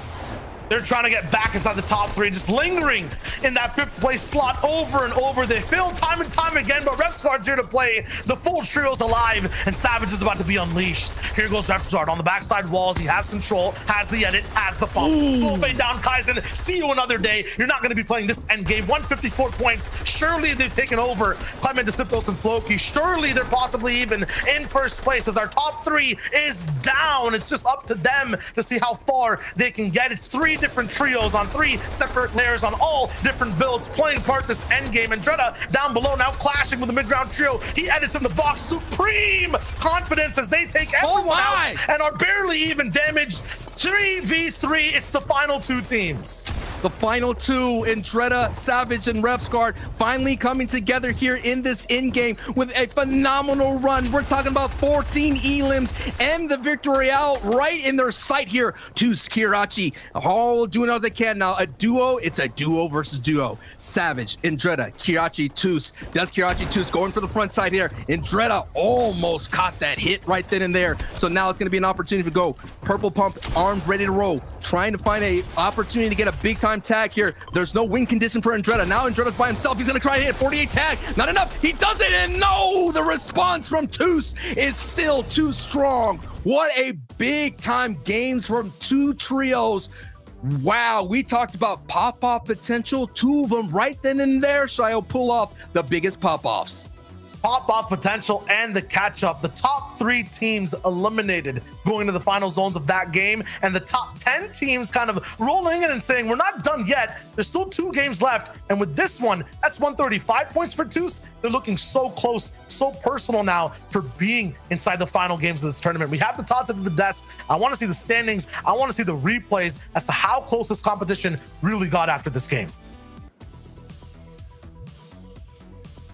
You know, we see this all the time. We're going into this final game. We have a map. We're following this path that the players have drawn for us, and then everything is flipped on its head going into game number 6. First off, massive shout out to Savage and his trio. If they had pulled off those 3 eliminations, this would have been the second time in a single session that we would have seen 17 elimination games almost back to back. That would have been crazy, Reese. I would have just lost. I would have just got up and walked away. It would have been done. Yeah, I would have lost my mind. And I'm sure the points that they gained probably would have been comparable too, because they ended up in second. So they got like a couple more placement points rather than our 17th kind of elimination game we saw earlier. Really, really impressive from them. Like, this is the game that this team needs. Both of these teams, really. Savage last week performing really, really well, but just missing out, right? They ended up placing 6th. And then we got Kiriachi this week, who was kind of down in 10th before this. I want to know where they are 100%. I'm sure the leaderboards are fully just shaken up. Yeah, the excitement behind that game is put perfectly by the casters. The big dogs, the big teams, all for that. And so we have these teams like Kiriachi's team, like Savage's team, who are the teams who want to put themselves in a position to qualify, all now having the time to sort of, gain that ground. If we get to the standings and they haven't already gained it, this now puts it into a position where last game, the margins are going to be so finite that it's just going to be crazy. Absolutely. We'll see the standings in a second, but first, we got to talk about the top 3 coming into game number 5. Reese, you've got to break this down for us. Look, coming into this game, this is the teams that we're watching. Cammy, Saetik were in 3rd. They've had a couple bad games, but they've also had some incredible matches. The first 2 in particular, where they had 3rd and 1st. Coming into this, they were on fire. But right now, that game, I think they ended up in 16th. So they did not end up acclaiming, they were 15th with a single elimination. So they managed to get 12 points total, this team. So did not manage, so it's going to shake up. Again, we also saw Deceptos, Floki, and Clement managing to pick up Kree's team, but also this game, not managing to get too much either. We saw a massive pop-offs from Deceptos right at the end as a solo, but it wasn't quite enough. Yeah, these guys have had the chance to sort of put themselves in the lead, and unfortunately that last game they sort of go down a lot earlier, so they don't have the opportunity to pick up all the eliminations necessary there. And I think now they sort of made their job harder, right? I have nothing to sort of critique their performance on the day. When you look at all of those guys, performance on the days has been amazing, but now you see this is a very scary position to be in. You go into the last game and you are forced, you are literally forced to have a big game. Oh, it's wraps. It's literally wraps. You can see now, Rescard and Dre and Mr. Savage sitting in 1st place. That game was massive for them. This now gives them that extra bit of comfort, but even then, you're going to be scared if you're those guys, because you also need to have a big game. Floki coming to Siptos in 2nd. Queasy, Trulix, and Jerky able to remain in the top 3, but they will know that, any sort of error here in this final game, and they will not qualify. Okay, so I'll paint the picture for you here. Rescard, Andrea, and Savage are uncontested in Steamy Stacks. However, if they go down and gain no points this game, they are going to be out. Think about this, because last week, roughly 160 was the qualification for that's kind of 3rd place slot. And looking at any of these teams down below, if Savage's team goes out early, they could be out with this. If Floki's team goes down early, they could be out with this. If Squeezy's team goes down early, they could be out with this. If Kiriachi, I could keep going, right? But you can see this top 5 is all so close. But not only that, we've got Shakel's team in 6th. Literally anyone you see here could qual. But most importantly, anyone who's in the top 3 could drop out as well. So this could completely change up coming into this final match. Yeah, taking a look at those final standings so far, it's you can't be sure of what you're seeing, right? We could come back next game and that is literally completely different. So it's gonna be crazy. The action's just gonna reach all new levels of hype, and I'm all for it. Oh man, this is it, Fortnite fam. One final shot in qualifier number 2. Now again, We're looking at the top 3. They will automatically qualify going into finals. Everyone else, though, is still playing for series points. Even if they don't make it, landing in that top 10, still really, really good. This is it. One last game from EU from today. Let's get back into the action. Shy Wager Sancho. One last time, boys. Let's do this. Fallen, broken, erase, cracked under the pressure with the top 3 teams in the last game. Now there's one more left, Sancho, and anyone in the top 10 has a chance to qualify for the FNCS finals. We've already saw some big movement in game 5 coming in from Refsguard and Dreaded and Savage, coming in from Kirachi, Stormy, and Toos. Who is going to be the big time movement this time around here? It is game 6 here of the qualifiers week 2. And if anything could be like week 1, we all know that someone could clutch and work their way into the finals, because that's what's on the line. And what was needed in weeks before in qualifier 1 was flair, was confidence, was pushes, and actually gaining points for yourself to stay up top and have a huge push to win out game 6. Now it's kind of reversed. It's flipped. We're kind of in the anti-dimension. It's survival, not flair that you need. If you're in the top 10, you have to not go down. That's kind of been the problem for a bunch of different trios, is the inconsistency they've been walking in with, not even in their POIs, but just the mid games as well. If you just don't go down here in this game, you're going to end up being inside that end game, being able to survive. You don't even need elims all the way towards the very end. Just getting that VR and the placement will be huge for the point differences we're seeing right now. Refsguard, Andretta, and Savage, 162 points in first place at the moment. Floki, Clement, Deciptos right behind them by 20. Past that, the game is so close, all the way to Kinzel, iDrop, and Wakey at 100. The triple-digit trios are rising right now, and any 10 of them can hit top 3 in qual. Who is going to join Hin, Janice, Chapix, Flick, Anas, Thomas, Fadil, Reason, and Noah Riley, Blaster, Nikov, Alpha, Nebs, Bubak, and Waze, Jamsai, Fury, and Domentos? Those are the 6 that are already in the finals. 3 from the previous season, finishing in the top 3. We're going to add 3 here right after this match. I did see in the feed, Analyx's trio was able to overcome Vatos trio for a little moment here, but the story is right here, right now. The top 3. And we're all going to keep an eye on them. Now, this is going to be a huge engagement here that's happening here in Plush Factory. Trulex can fight on his own, but remember, this split causes him to be by himself. So he has to be careful here. He cannot get caught out by Crown's trio. And if he gets stopped, this is going to be bad news. As you see planes here, they're all on the other side. So luckily, they don't really hear him out here in the front. This is too scary. The trio that's not flushed right now, Crown and Plains, these guys are bounty hunters. They've basically selected which trios in replays, looking at, how the paths are going, to single out and get those free elim points from. They've had such great strategies. Wow, tournament so far, and Trulex is running right into them. Oh no, has he heard him? No, it's a two-way street of miscommunication. No one has had any audio as to whether or not there's another trio here. Actually, it looks like Crown might be sending a trap. While that's happening, an update with Floki as well. He seems that he's fine. Yeah, Pleasant Park's looking good. This is a second place trio. He's fine, but I really need to know for Trulex, is he gonna run into trouble? That trio that we're seeing, that Trulex Crown's trio, is hanging out by, I believe that's Jules that's there, right? The character that's hanging out there. And if that's a big time part of that split, they're gonna go down in there and be like, hey, what's going on? Let me go ahead and try to upgrade, and bop! That ambush play could be so huge. So they have to be careful.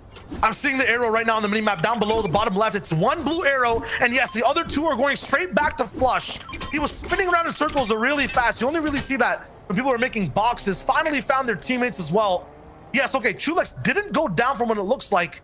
Plains Crown and Derby could not pick up the elim. He survived 1v3 in flush against a team that's so good at picking apart splits early. Absolutely clutch from Trulex. That's always the dangerous part of a split drop.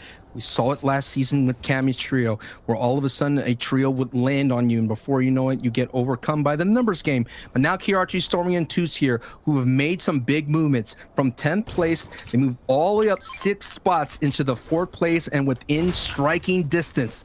We already saw Queasy, Trulex, and Jerky there already have a brush of having some issues here in this run, and they've already slipped down from 1st place down to 3rd here, considering that Refsguard and Jordan and Savage move up 4 places.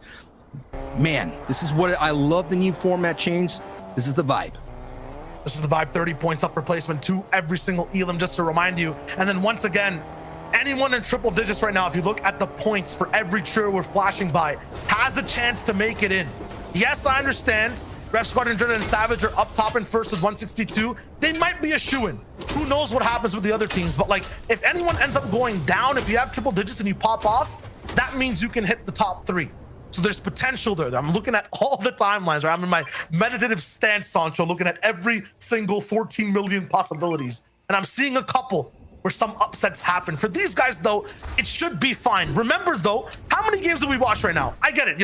Savage and Dreda, first and second in individual Elams. How many times have you seen them individually in a clutch situation as well because the teammates down, Sancho, today? Multiple times. It felt like the last game was the only time that they were up as a trio, and it just shows you the firepower they have. Remember, this is a newly formed trio. And the question is, did they wake up last game or just finally have a really good dream, right? Like, if we're going back to consistent patterns, this means that this game might be bad for Savage and Dreda and Refsguard. I really hope they figured things out, because this is literally the last game and the only game where they have to really be on point. In the games that they were successful here, they were able to catch the Orchard split trio and get in some valuable storm tags. So looks like they were able to maybe speed up their looting there in Steamy Stacks, understanding that they're going to have to go out there and try to get some valuable storm tags. And like every time I VOD review, anytime they find that team out there in the split, out there in the stage slayer as well, up in that north side, sometimes they get a little bit crazy and go down into Craggy Cliffs. But anytime they find those value, they're able to make some really sound rotations and pop off together as a trio. And that value has been so hard to find, though. It feels like everyone's moving away from them, or if they're in a value spot, there's a third party there. Even for this team, Two's, Kiriachi, and Stormy, how many times today have we seen them, Sancho, go into a fight, suddenly 6 teams show up, right? They're just trying to have a one-on-one date with someone. Suddenly, it turns into a party. It's like what's going on here? They can't find their Elims. They're so close now in 4th place, 135 points. They have a chance of getting top 3 as well. And we're seeing the Tripper up there on Zate Hill. Tripper's trio sending in some bow shots down below, and looks like a lot of teams are making their positions around Colossal Crops. I'm being hoping, and maybe really interesting to see if what happens in terms of right here, right now. Like, I mean, we could kind of lock in Refsguard and Savage and Andretta. Kind of Reese. I don't know. I mean, Reese kind of hit. Right? Okay. Let's roll with it. Refsguard, Savage, and Dreda, end game starts, they go down, okay? Now all these teams at 140, 135, if they play a consistent game, they all get about 20 points each.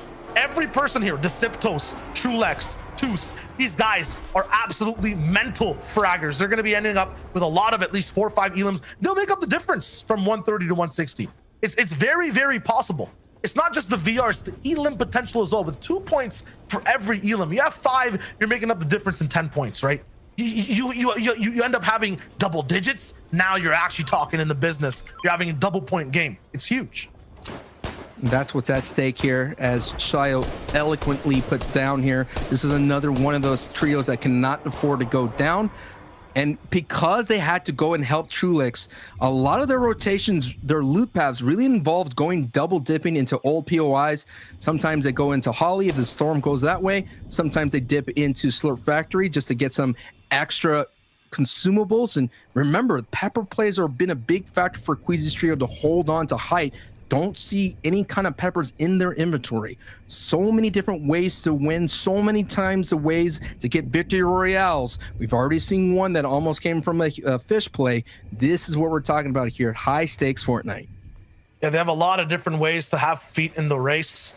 And they've been pivoting on those legs as well. You're talking about pepper plays. They've also kind of relied on Deceptos getting into these end games, having insane amount of eliminations over and over. It's been absolutely crazy, record-breaking, record-setting as well. And now we're looking at just in general too.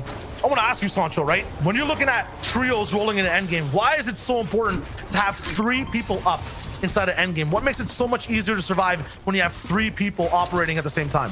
I mean, you're going to need to have the 3. You always mention eyes. Also, at the same time, when you have someone that's a tarper, you could go ahead and lead the way. You're going to need those 2 players, one watching the backside, closing off all your tarps as much as possible. The person in the middle being the support. And like we mentioned, impact eliminations, trying to find those refreshers. It's a lot harder to do as a duo, especially a solo. So if you're a full force trio, you can operate like the fundamental fundamentals of all trio play in the FNCS. Without that, you're going to be very limited, and especially in the mid game, someone could catch you, someone could stormhold you, and of course the dreaded lobby focus could all be a factor when you're operating with a couple of players down. Exactly. That's why this is literally the game of survival in EU. Honestly, across most FNCSs we've seen, I usually see the situation kind of break out in NA West. That's where you really have a game 6 that's very close amongst at least 10 different teams, and then suddenly you're just waiting to see who survives. A lot of the time in NA East and even EU, it's all about, you know, we saw what in the last FNCS, like 7 height takes in the reboot round, some crazy stuff that's going on, people pushing to fight. This is not about pushing the fight at all. It's about just holding your ground, staying and surviving. So make sure you're looking at teams that have every player up. As soon as you see one player down, that spells a lot of trouble. And if you don't make it, you have to go to the semifinals. If you don't make that, you go to the reboot round. Floki, Clement, they were in that reboot round. They don't want that taste again. So right now, it's all or nothing to get in the top 3. As I mentioned, semifinals is often a place where a lot of teams just run out of gas. We're talking about long hours of Fortnite. This is not just one day of work. This is about 3 to 4 days of competition to get here. Multiple rounds just to get here. And it's all coming down to this last game, these last couple of moments here. You're seeing Two's Kirachi Stormy. They have exactly what they have in their game plan. Can they execute it? And hopefully Skyzo does not throw a wrench into that plan. Hopefully Fortnite doesn't throw a wrench into that plan too. Just 12 damage above Surge. Now 106. These guys are surfing on the edge of elimination here. This is how they do. They tiptoe the Storm Surge all the time. That's why they carry a lot of consumables. I think this is the strategy. This is their kind of solution to the Storm Surge issues that a lot of teams, when they land in the Slurp Factory and they solved it, let's just go ahead and get triple heals and just walk away with 2 weapons. So far, it's been working for them today, but it needs to work right here, right now, considering they're the 1 spot away from the top 3.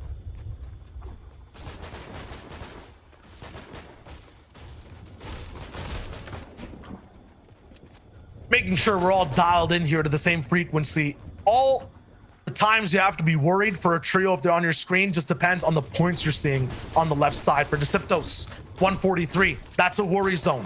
What's the threshold, you may ask? Anyone that has triple digits or is close to 110 points. If you see that on your screen as we're flipping trios, they have a chance to make it to finals. So this is a team that's very good. They're very high up there. Currently looking at 2nd place, right behind Savage with 143. Anyone with those triple digits, as soon as you see 3 numbers, that's when we get into the danger zone. That's when you get into the qual range. Let's see what happens. Queasy, Trulix, and Jerky, another trio, 3rd place right now. Looking really good throughout the day, Sancho. These guys are kings of height, kings of taking it, but taking height is a risk with ultimate reward, and taking risks right now is not a good idea. One of those newly formed trios as well, all coming from different types of hodgepodge, different trios from previous seasons, making it work. Of course, Queasy working with Milan and Chapix, and the truck play all of a sudden gets halted right in its tracks. Hello? Yeah, but this is huge for Deceptos. I know Tayson goes down. I think that might be 4-0 Tayson and Nate out for the day so far. Not in top 10 either. Looks like they were top 15 entering the game. But that's a huge upgrade for Deceptos. You put another big pump into his hands. A epic pump, and then you have the mats refresh for the trio as well from what Tayson had. You give them space on the right side to move into zone as well. This is huge. In 2nd place, all these guys would ever need is proper position. The reason these guys were actually going down earlier on is that they had max rotates, couldn't move in time, but they have position now, and they're literally the kings of elims and survival towards the end game. 17 elim game beforehand. Sancho, 17, that's huge. Big time. And look at zone 3, it's a Weeping Woods finish, so this is going to give the trios that Kaiden likes to land here. So if that trio could find some way to get up here, this would be huge. That was Flowis actually with the 17 elims. Folky Flowis, you know, similar type names, but still look at the potential of other teams having that pop off too, right? You're looking at, we're focusing on top 10 coming in so far today, and you know, having in this last game a chance at qualifying for top 3. Everyone else, everything they do ends up stealing away from the top 10. If they get elims, if they take people out, they're also very much a threat and can be in positions to affect the tournament. We saw it the other day. You know, jam side qualifying is one thing. We saw Elocrats also take over, ending up winning a game, and then because of it, taking points away from people who could qualify. Right here, Every single person's decision matters. There's Fortnite with a few eliminations as well. So he is still alive inside the game. It's just Tayson that's taken out. This is a prime spot here for teams from Slurp Factory to look for Storm Shirts tags. This little mountain here south of the Weeping Woods, we've all seen it before when you play competitive. You know it's going to be a spot that someone already is there, and now they're going to make their way into the cabin area of the Weeping Woods here. It's going to be very difficult here. We always see in the FNCS Weeping Wood finishes, sight lines for height are going to be taking. So many trees are going to be the way to block a lot of sight lines, so you're going to see a lot of people deciding to go on foot for the rotations, and they could sneak on way through. But as you've seen, is Kirachi, Stormy, and Toos here looking very solid here, looking very, very comfortable. And look at the rotation from Tripper. Let's just take a note of that. They literally went all the way down from the south side, come from the orchard. So we're seeing what they can do. Oh, now we're just going to take a look at it. Hey, Kiri, hey, you know what? Right now, I'm taking a look at where they are. They're in 26th place, but they were able to get into, you know, the mid part, maybe the first page, getting very close to that. But this is going to be one of those games that they could walk away with the Victory Royale. I don't think it's even about the VR. I'm not sure if Craig's going to be able to actually move through here. If you guys are just tuning in, you haven't seen what strat this is. These guys have been heel gaming every single time. Actually got a second place in one of the games we saw with it. The big issue with them being alive is they're going to steal placement away from someone else. They might not get first, but they might be affecting the top 5, the top 15. That'll be huge towards the end if their heel game strat works out. I see Storm Surge is about to be a thing and not many shield fish in Craig's inventory. It's still a big way in how things get affected at the end of the day, although it seems like kind of a meme strategy. They might have a voice in seeing who quals. This is a scary position for Queasy's trio. Look how many arrows are along their way here. Remember, Kirachi Trios has already made their movement up into Weeping Woods, so that's going to be a great factor for them, considering that they love to turn and burn and shoot into late rotations here in the storm here. So this is not a prime real estate. We saw last season, we saw a $100,000 rotation. We saw that did not work out for and Alexis Trio. So now Queasy, this is not a big money, high stakes, but still, this is talking about a getting into the finals rotation type situation here. They have to be careful to run avoid all that. This is what I'm talking about here, Shio. The sight lines, the trees are gonna be able to help them. So, just a little bit of beam sent their way. That is Kirachi. Like I mentioned, they're sending them back in here. I don't know if Kirachi knows. That's gonna be a big time factor. And look, from the backside, Queasy, really hurt, gets cracked. This is gonna be a huge opportunity for the rest of the board to move up like Kirachi and Seti here. But they have to survive here. They dip into their shields here, but it's not looking good for Queasy, Trulix, and Jerky here. As I mentioned, this rotation was super tough for them, and you're just seeing how tough it can be. Now the pressure is coming in from the front side. While these teams have to survive, everyone below top 10 is looking to thrive and actually deal damage and be aggressive. So it's a dangerous situation to be in, especially when you're moving close box to box. Queasy low right beside Stinks. Shots all around him. Oh no. Down to just 31 HP. Oh, no. He's in trouble. Final mini as well. 532 damage above Surge, but Surge is why everything is so crazy with them as well. He has to build out, not take even a sliver of damage. And I think they finally found some stability, but man, it's not going to be tranquil for so long. And you're seeing that Queasy's trio wants no business of the low ground. They don't want that. They even went for high, considering that they were hurt and they were in shambles. This is their strategy. It's high ground or bust. And right now, that bust could knock them out of the top 3. Other chance for a big fall here. Most important 10 seconds for every single trio so far. We'll see who exactly gets zoned.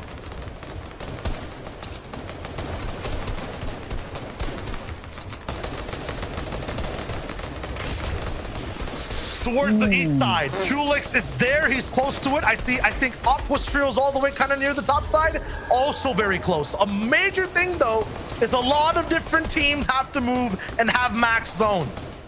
This will be huge as Andretta does get confirmed. He gets eliminated. I was going to say, Andretta, Savage, and Revsguard may have a big opportunity here. They're out and they're gone. Verox's trio was able to take them out. So all that fire engagement is happening, no doubt, in the safe zone, in that zone 5 there. So number 1 is out. Floki, Clement, Deceptos, Queasy, Trulix, and Jerky. Kirachi, Stormy, and Toos, Seti, Kemi, and Teak have an opportunity to move up the board here as we're seeing the rotation from Stormy, Toos, and Kirachi. Really clean, really easy. Not a lot of HP expended. No tags going their way. What an nice, I want to say unbelievable a little bit, but they did get tagged there. But what a great rotation there from Toos. And so you can definitely see a pep in their step. That feed is available to all players inside too. They know the first place team is down. The top 10 now has a chance. We're talking about, you know, how do you catch up to 160 points? How do you catch up to a phenomenal lead? Going down early before placement gets handed out. They went down at 21st, 22nd place. This is a lot of points for the top 10 to accrue. If Resguard and Dreader and Savage get into the finals here, they need to figure out what they need to do about the rotations, because right now, so far, there has been holes. We already mentioned it before. They've been a duo going into their mid-game here, and so far, that may cost them a top 3 finish. The Stormy does pick up an Elam in the feed. Teak steady, no Cammy. This is trouble. Cammy has been the one who's been phenomenal today in terms of damage, in terms of knocking down Elams while getting clapped back. Savage goes down with 169 points in total, so they didn't really have that many Elams there at all. That is a number to beat to take over first place at the moment. Up top on height, in zone, is Esitum and Blaze. So what looks like a duel situation. They could just be placeholders right now, not allowing any other team to get points. Jerky's down, Queasy and Chulix, 150 points. They're 19 away from the first place threshold. They are in the top 3 starting off this game with the 2 Elams that have many boosts, but yeah, this is so much trouble. Keep an eye on Michael's trio. They are lighting up the feed, and in the last game in round 3, they popped off with 19 Elams and the Victory Royale. Right now, they're not looking good in HP, but they have that pop-off potential. Trulix on the top right of your screen is very in danger, because even though they pulled, so many trios are going to be going their way, and they're very limited in the amount of mats here. Teak on the bottom here with Seti here, down to some. They're looking good in the mats here, but they have to be careful. They're considering that they're sitting in soft mats.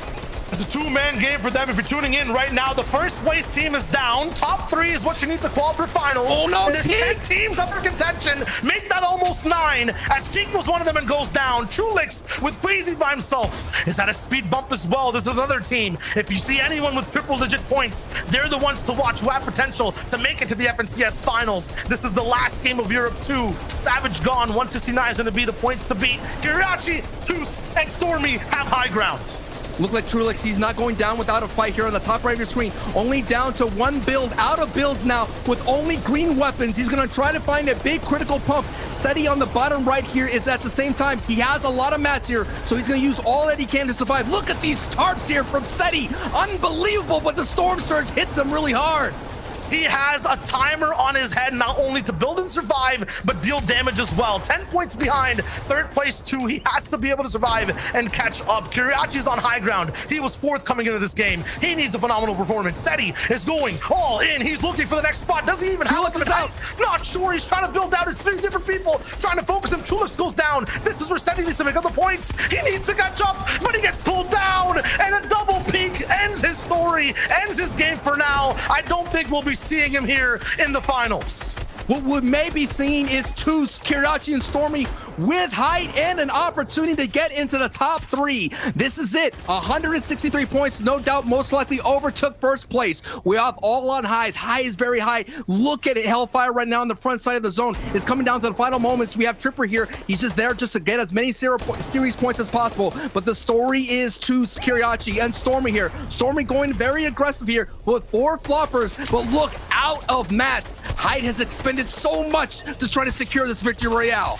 They're going for first place. He's just trying for the points at 169, going for shots. Flois is also trying to qualify here at the same time. It's 2 trios with different stories. I think Flois might need the win here too. He's looking for shots. Takes 77 damage on the tag on the backside. Stormy's trying to move up, but has no mats. He has to break in. He has the heals too. Needs to find his way back to his team. He's the insurance plan, and he's at risk. They're on low ground now. Did Flois just take height? This is a 3v3, I think, for Qual for Flois's team. For Stormy, it's for first place. They're having trouble getting up. They're inside the zone. Flois has the zone. Hellfire's there with Kaiser. Looking at Stormy right now. 2 floppers. Has to be forced to use them here at the very early portion of this end game, this 9th zone. There's still a minute left to tick down. 29 shots for the shotgun too. He has all the ammo he needs to make sure this big fight goes down, but Kaiser takes off Stormy's shield. Kaiser has the high ground. Kaiser gets pulled down, but gets a pump. Big shots to Kiriachi as they take out the trio. 166 points, Sancho. I think that's a qualifying run. Are you kidding me? Another qualifying week ends up with game 6 clutch and a possible win into the finals? It can't be, Shio. It can't be. Flois with another unbelievable run and the Victory Royale to close out game 6.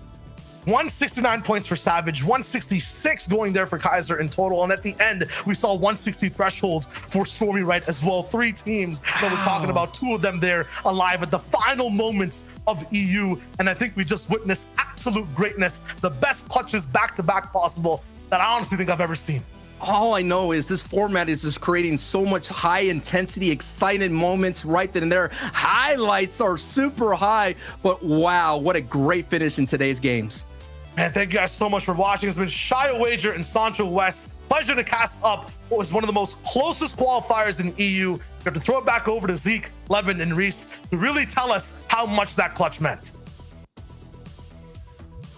You can't make this stuff up. There's just no way. We're coming into this last game. You've got your top 5 again going into this game saying, look, if any of us even makes a misplay, we're gonna drop. This was what Reese was talking about coming into this game, and it just comes down to the wire. Flowis's trio, first off, y'all coming in clutch again. They dropped a 17 bomb 2 days ago, or 2 games ago rather. They come back for game 6. They pick up the victory royale. The standings will tell us the ultimate picture, but gentlemen, what an incredible set of games we've had today. I mean, what a run, right? Going into that last game, as we mentioned, Rescard and Dresscram, first place. Floki Clement second, we're in second. And then we also have Queasy, Trulex, and Juriki in third at that point. Huge disruptions there, because one of the things we mentioned before that match was the fact that Kiriachi needed to pop off, where we saw him pop off. He picked up a victory royale, and then also ended up coming second that game. The leaderboard's got to be shaken up, and I don't know who's in first right now either. Yeah, you know, it's a thing of dreams. Like you said, so you literally can't write this stuff, even if you wanted to. Like, you know, coming into the final games of course, this is genuinely what players, you know, sort of envision in their minds when they're cranking and creative, thinking, you know, I want to do this in a tournament. This is, you know, this is what it is. And to see them sort of clutch up the way they have is insane. I really want to see who came out on top of the whole day. But like we said earlier, right, it's definitely going to be a big switch up from what we saw last game. Hey, well, Levin, you'll have your wish. We can take a look at the overall winners coming in the number 1 spot today in qualifier number 2. It is Kiriachi, it is Stormy, it is Twos coming in, and the final moments of that game clutching up the 173 points. This guy is looking around, is also impressed. Gentlemen, I'm just blown away. Look, I can't even properly express the level of excitement I have right now. Look, I'm impressed. Clearly, Cluck's impressed as well right now. But those last 2 games were huge, right? These guys were in 7th going into this. Victory Royale coming into that second last game in the 5th one, and then a second again in that very last game, which we just watched as well. And what a clutch run. Like, we were talking, right? We're saying these guys will need to do something big before game 5, and something big they have done. Almost couldn't be bigger from their placements as well. Yeah, a massive, massive way to end the day. And I think for these guys, they should be really proud of the way they performed, right? If you look at all of these guys, they're all storied players without the competitive scene in EU, you know. The likes of Kiri, actually someone who had large amounts of success in the past. And of course, you know, in recent times, wasn't able to match that level. Now, getting a chance to play in the finals again, this is going to be his chance to sort of prove himself that he is still at that top level, especially now with pump shotguns being a thing in the game. So really, really happy to see these guys do well. We got to take a look at the stats of this trio, man. It's just absolutely insane. Let's take a deep dive in with this spotlight. I mean, yeah, I just love this sentiment, you know, for this trio to feel this high, right? To be able to come out and say, look, we clutched it up in those final moments. We have what it takes. We're going to finals, boys.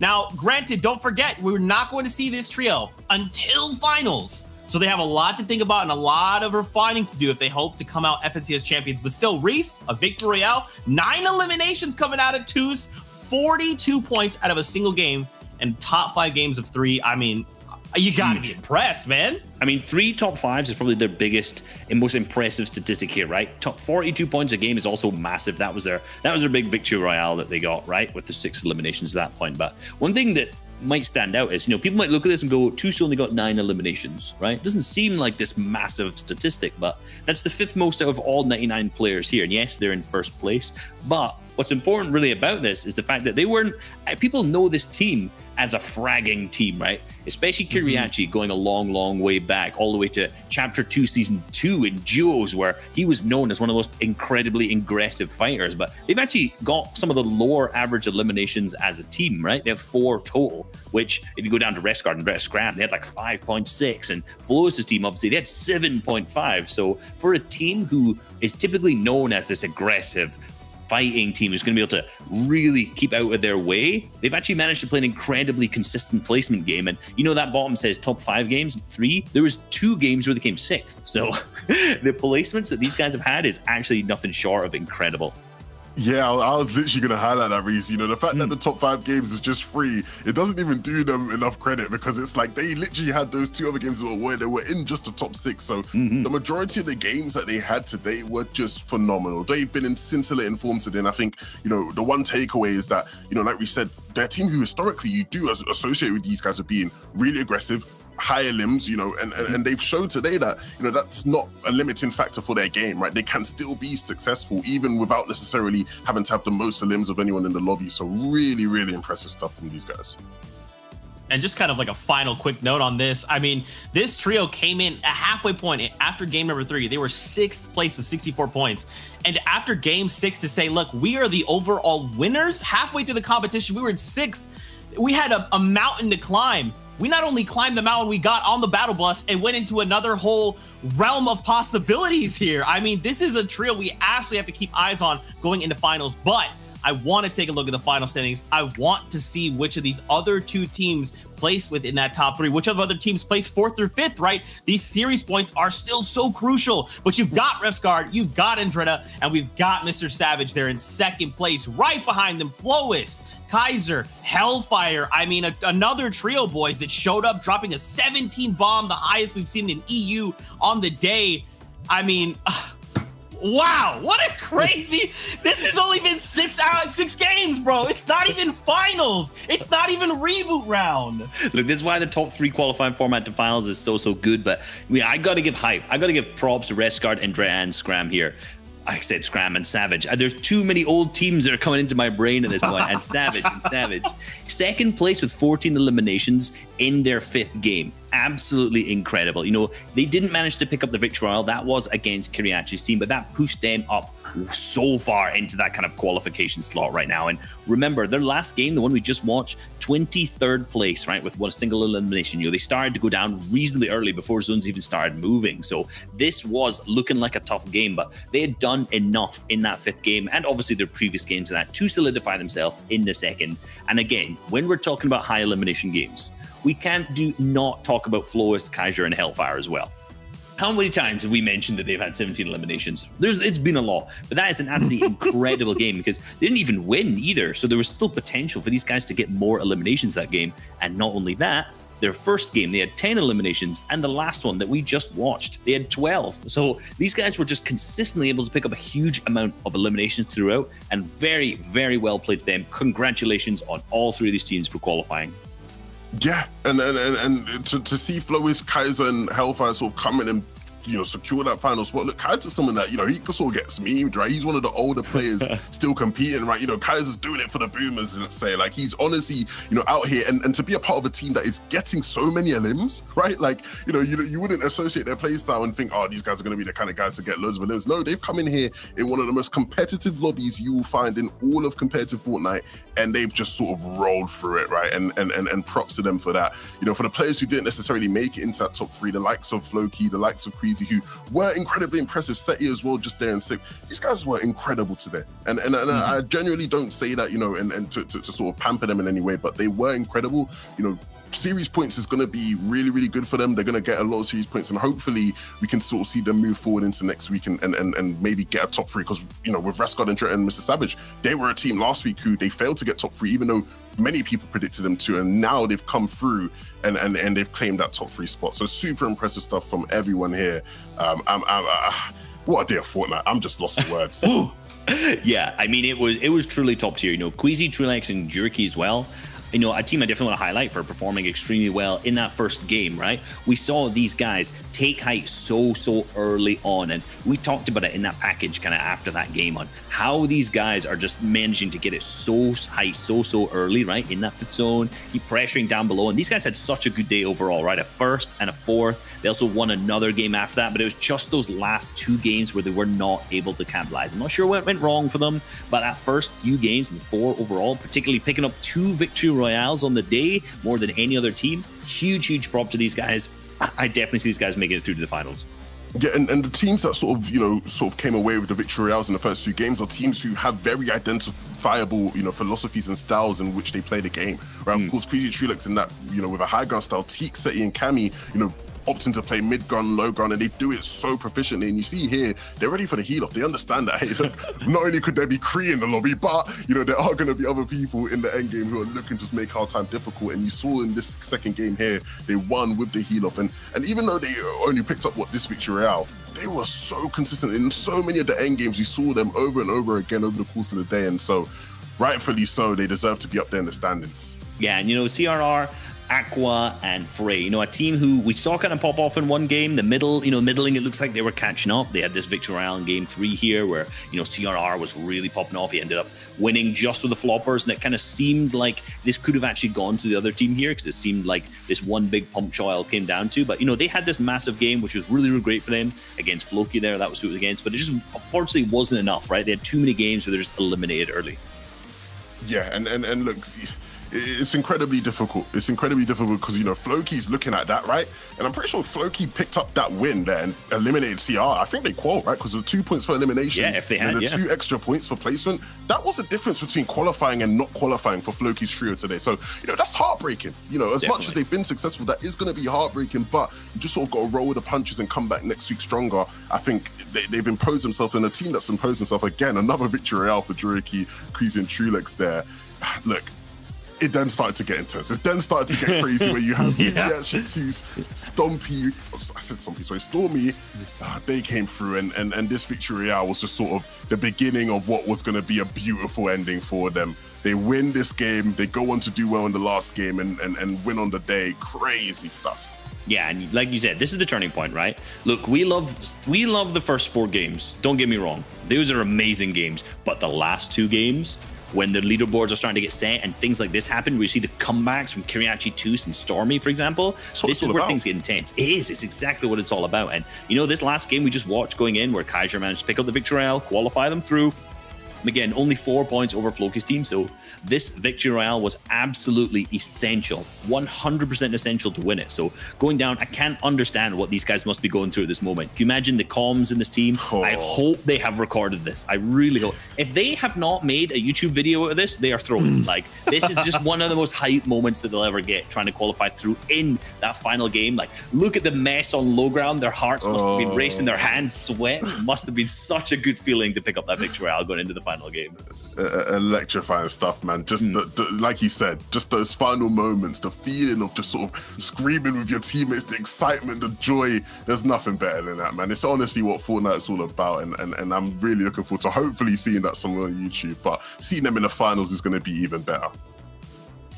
Guys, we have another week of qualifier. We have semifinals. We have a reboot round. Then we get to finals. There's so much talent here in EU, and that's why we're seeing these incredible games. But that is it for qualifier number 2 as far as Europe is concerned. The 6 games here are done. That means the next time you'll see us is next weekend for qualifier number 3. Now, as always, please make sure, give these guys a follow. Give Sancho West and Shireweed a follow. These guys are all so incredible. Bring the hype. And for you guys at home, if you want more Fortnite action, we're going over to NA East. We got another 6 games there. Then we're going to NA West for 6 more. So make sure you come back for more Fortnite action. And as always, guys, we love you, and we'll see you on the Battle Bus. Beep, beep.